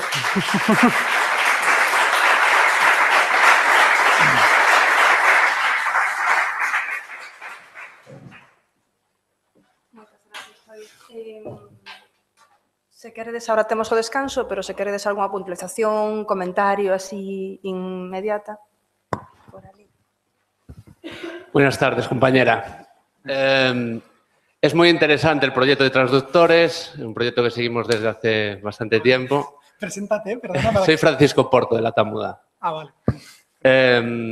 Sería interesante también que comentases un poco el contexto con el que ya os encontráis tanto en Barcelona como en Donosti, porque creo que es interesante figuras como Pedro Soler o Ángel Mestre, por ejemplo, José Anito, también el trabajo que han hecho, sobre todo con Tabacalera, o colectivos como Artelab, por ejemplo, que también están haciendo bastante acción como activismo cultural en ambas zonas. Sí, bueno, en Tabacalera, bueno, explica un poco el primer origen. Ahora se están haciendo proyectos a partir de todo ese primer cultivo, pero uno de los retos que ha habido, que tú lo acabas de señalar, es que pese a este intento de que la mediación fuese importante, todavía todas las cosas están demasiado departamentalizadas. Pero, por ejemplo, un proyecto que se hizo con el Fab Lab de Tabacalera, que es Iriki Labs, en el momento que todavía estaba Josean, se hizo un proyecto de hacer un dispositivo móvil urbano que activase espacio público. Pero no se hizo desde esta idea que a veces se hace de arquitectos que lo diseñan ellos, lo ponen, queda como un objeto y a veces las comunidades lo utilizan, sino que se invitó a Guía Visiric, que es la coordinadora de entidades, que ya querían hacer algo para activar sus plazas y se les puso en contacto con Bauhaus, que son un colectivo que también tienen sede con la Universidad de Donosti y que trabajan este tipo de procesos de diseño. Entonces, hicimos todo un trabajo en que la comunidad estaba con Bauhaus construyendo este dispositivo móvil y cuando se construía y se diseñaba, madres y padres que querían utilizarlo en la plaza ponían ya los pros y los contras. Y cosas tan tontas como tiene que ser así de estrecho porque lo vamos a guardar en la radio comunitaria del barrio, que es Sanchecha Chanchacum, y si no, no entra por la puerta. Entonces, se diseñó ya pensando no solo en su uso, sino en su cuidado. Se diseñó pensando que tenía que ser modular y no grandote, porque ya está lleno de cuestas y a ver quién sube y baja un dispositivo así. Entonces se pensó en una estructura tren que permita a 4 o 5 personas, ¿no?, en rollo hormiga, llevar el dispositivo a otro lado del sitio y se generó todo un protocolo abierto, que es muy de código abierto esto, de instrucciones para volver a hacerlo. Aparte de que con Bauhaus y con Leire, la coordinadora de educación, se fue al vertedero donde está toda la basura de las ferias populares y de todo lo que la administración pública genera de madera y se recicló para hacer el dispositivo. Es como un ejemplo muy pequeño en el que transitamos de trabajar solo en el departamento educativo a decir, si es que tenemos un Fab Lab al lado, ¿qué estamos haciendo que no trabajamos conjuntamente, ¿no? Entonces estamos un poco, en este momento hay proyectos que están hibridando esto, ¿no?, que están intentando ver un poco como lo que se están haciendo desde NIARTE Educación o como están trabajando también en Media Lab, que no es que tiene que ser una esfera pequeñita, sino que se puede incluir otros procesos de producción cultural o de ciencia ciudadana. Hay un grupo que se llama Zoom, de jóvenes que trabajan con audiovisuales y programan sus audiovisuales y programan charlas y debates y es como autoorganizado. Entonces, eso es una coalición entre educación y audiovisuales. O hay un grupo de padres y madres que viene de la escuela pública con la que hemos trabajado durante un año, que madres lactantes que no tienen espacio donde estar con sus niñas, en Donosti que llueve constantemente, un poco como aquí, y entonces de repente tienes una gran infraestructura que tiene unos patios brutales y no está dando acceso ni cobijo a esta situación. Este grupo de cocrianza y lactancia se puso en contacto con nosotras y lo que hemos desarrollado es una línea de investigación con Iriki Labs, con el Fab Lab, de cómo codiseñar espacios de maternidad con arquitecturas efímeras y con código abierto. Es como un proceso de investigación, es como un grupo de trabajo como los que tenían Media Lab o como se han tenido aquí también con otros espacios de ciencia ciudadana. Y ahí es donde nos interesa trabajar, ¿no? O sea, viene un grupo de madres, nos plantea esta problemática y vamos al Fab Lab y vamos a la directora y la directora nos dice, pero es que esto no es un centro cívico, las madres lactantes que se vayan al centro cívico. Y nosotros nos ponemos así, nos enfadamos mucho, tenemos nuestras conversaciones, hacemos un dossier de proyectos de crianza en instituciones culturales, como balbuceando en Intermediae, por ejemplo, o MACBA, que también ha hecho cosas con familias lactantes de 0 a 3 años, y a partir de ahí explicamos que podemos trabajar el diseño de un espacio de forma cultural y de código abierto como una dimensión que sí que atañe a la lactancia, que está claro que el centro cívico tiene también que tener unas necesidades y trabajar con estas mujeres, pero que desde el punto de vista cultural y de ciencia ciudadana, también Tabacalera puede aportar y responder de algún modo a esta necesidad que es de barrio. Y es uno de los procesos que se está trabajando, por ejemplo, actualmente y que es híbrido. De hecho, María Caso creo que fue también a dar una charlilla al Lyric Labs precisamente por esta idea de diseño e innovación de ambientes educativos, ¿no? Entonces, se está haciendo como un grupo de trabajo en el que estas mujeres empoderadas lactantes y con niños de 0 a 3 años. Y es muy interesante, porque el reto es cómo trabajas con esta comunidad que es tan subalterna y tan dejada de la mano de Dios de los centros culturales, ¿no? Porque nadie piensa en una madre que vaya a dar a su niño teta cuando está en una exposición, ¿no? Por ejemplo, ¿no? Como sujeto político. No sé si responde a tu pregunta. Sí, bueno, y más o menos también con las problemáticas que hay en el sistema cultural, cómo se sufren esas problemáticas de grupo y qué ha pasado con algunos colectivos que se han quedado en el proceso. Bueno. Hablábamos antes, por ejemplo, de la parte jerárquica, de que hemos llegado a zonas de empoderamiento diferentes cada uno, y ahora llega el problema de volver a un poco volver a la parte de reagruparnos, digamos. Sí, sí. Ha habido grupos con los que no hemos podido trabajar y se ha hecho procesos de acompañamiento en Tabacalera. Hubo un grupo de mujeres muy interesante, pero sus dinámicas de trabajo eran que ellas querían ser como comisarias y Ana Revuelta, que era su educadora, la querían casi como asistente o chacha de producción. No, tú tráenos a este y tráenos a no sé qué. Y Ana era como, no, yo soy una mediadora y soy una persona. Vamos a hablar, vamos a debatir. Y a la tercera vez que esto no pasó, entramos en lo que llamamos corresponsabilidad, que no es dependencia, es, bueno, nosotros trabajamos con grupos comunitarios, sí, pero no para que reproduzcan las dinámicas del poder o del patriarcado cultural, de ahora son ellas las comisarias y quieren hacer todo, ¿no? Y queríamos un poco como cambiar esas dinámicas. También nos ha pasado a veces con otros grupos que hemos intentado activar y que no ha podido ser. Y lo más difícil de esto es explicarlo a la dirección, porque en el fondo estás poniendo recursos humanos y estás trabajando en esta intemperie, ¿no? Y esto es una cosa que cuesta mucho, mucho, mucho. Y no voy a mentir, porque todos sabemos que al final las instituciones culturales, pero también la administración pública, necesita hacer una memoria donde vengan los hitos y los resultados, ¿no? Y es muy difícil justificar que te has gastado 1.000 y pico euros en un proyecto que al final no se ha hecho ni siquiera un taller con mujeres, ¿no? Y que incluso ha sido una fricción. Yo no hablaría de fracaso ni de éxito, porque creo que entrar en esas dialécticas no nos conviene, pero que ha generado una fricción, pero que a lo mejor ha generado un proceso de aprendizaje para nosotras, ¿no? Pero eso no queda muy claro dentro de la institución. No sé. Esas son cosas que un poco comparto mucho con toda la primera presentación de Pedagogías Invisibles con el proyecto de Ni Arte ni Educación, de cómo trabajar sobre esa idea de la incertidumbre, de la vulnerabilidad y que a veces reaccionas de forma muy conservadora y te ves en un papel y en un rol que no querías, pero que también tienes que asumir como institución. E reflexionar sobre as contradiccións, non, que implica e que apuntaba Andrea. Sí, sí. Alguén máis quere algunha aportación ou comentario? Bueno, se vos parece, facemos agora un descanso. Simplemente agradecer as intervencións de vos dous, de que viñerais a participades. Na mesa redonda continuaremos a plantexar, non sei, se posibles respostas a todas as preguntas do meu texto introductorio do programa ou faremos máis preguntas, non? E máis cuestións, pero bueno, niso estamos. Pois a unha recomezamos de novo a sesión. Nos hemos ido muy tarde.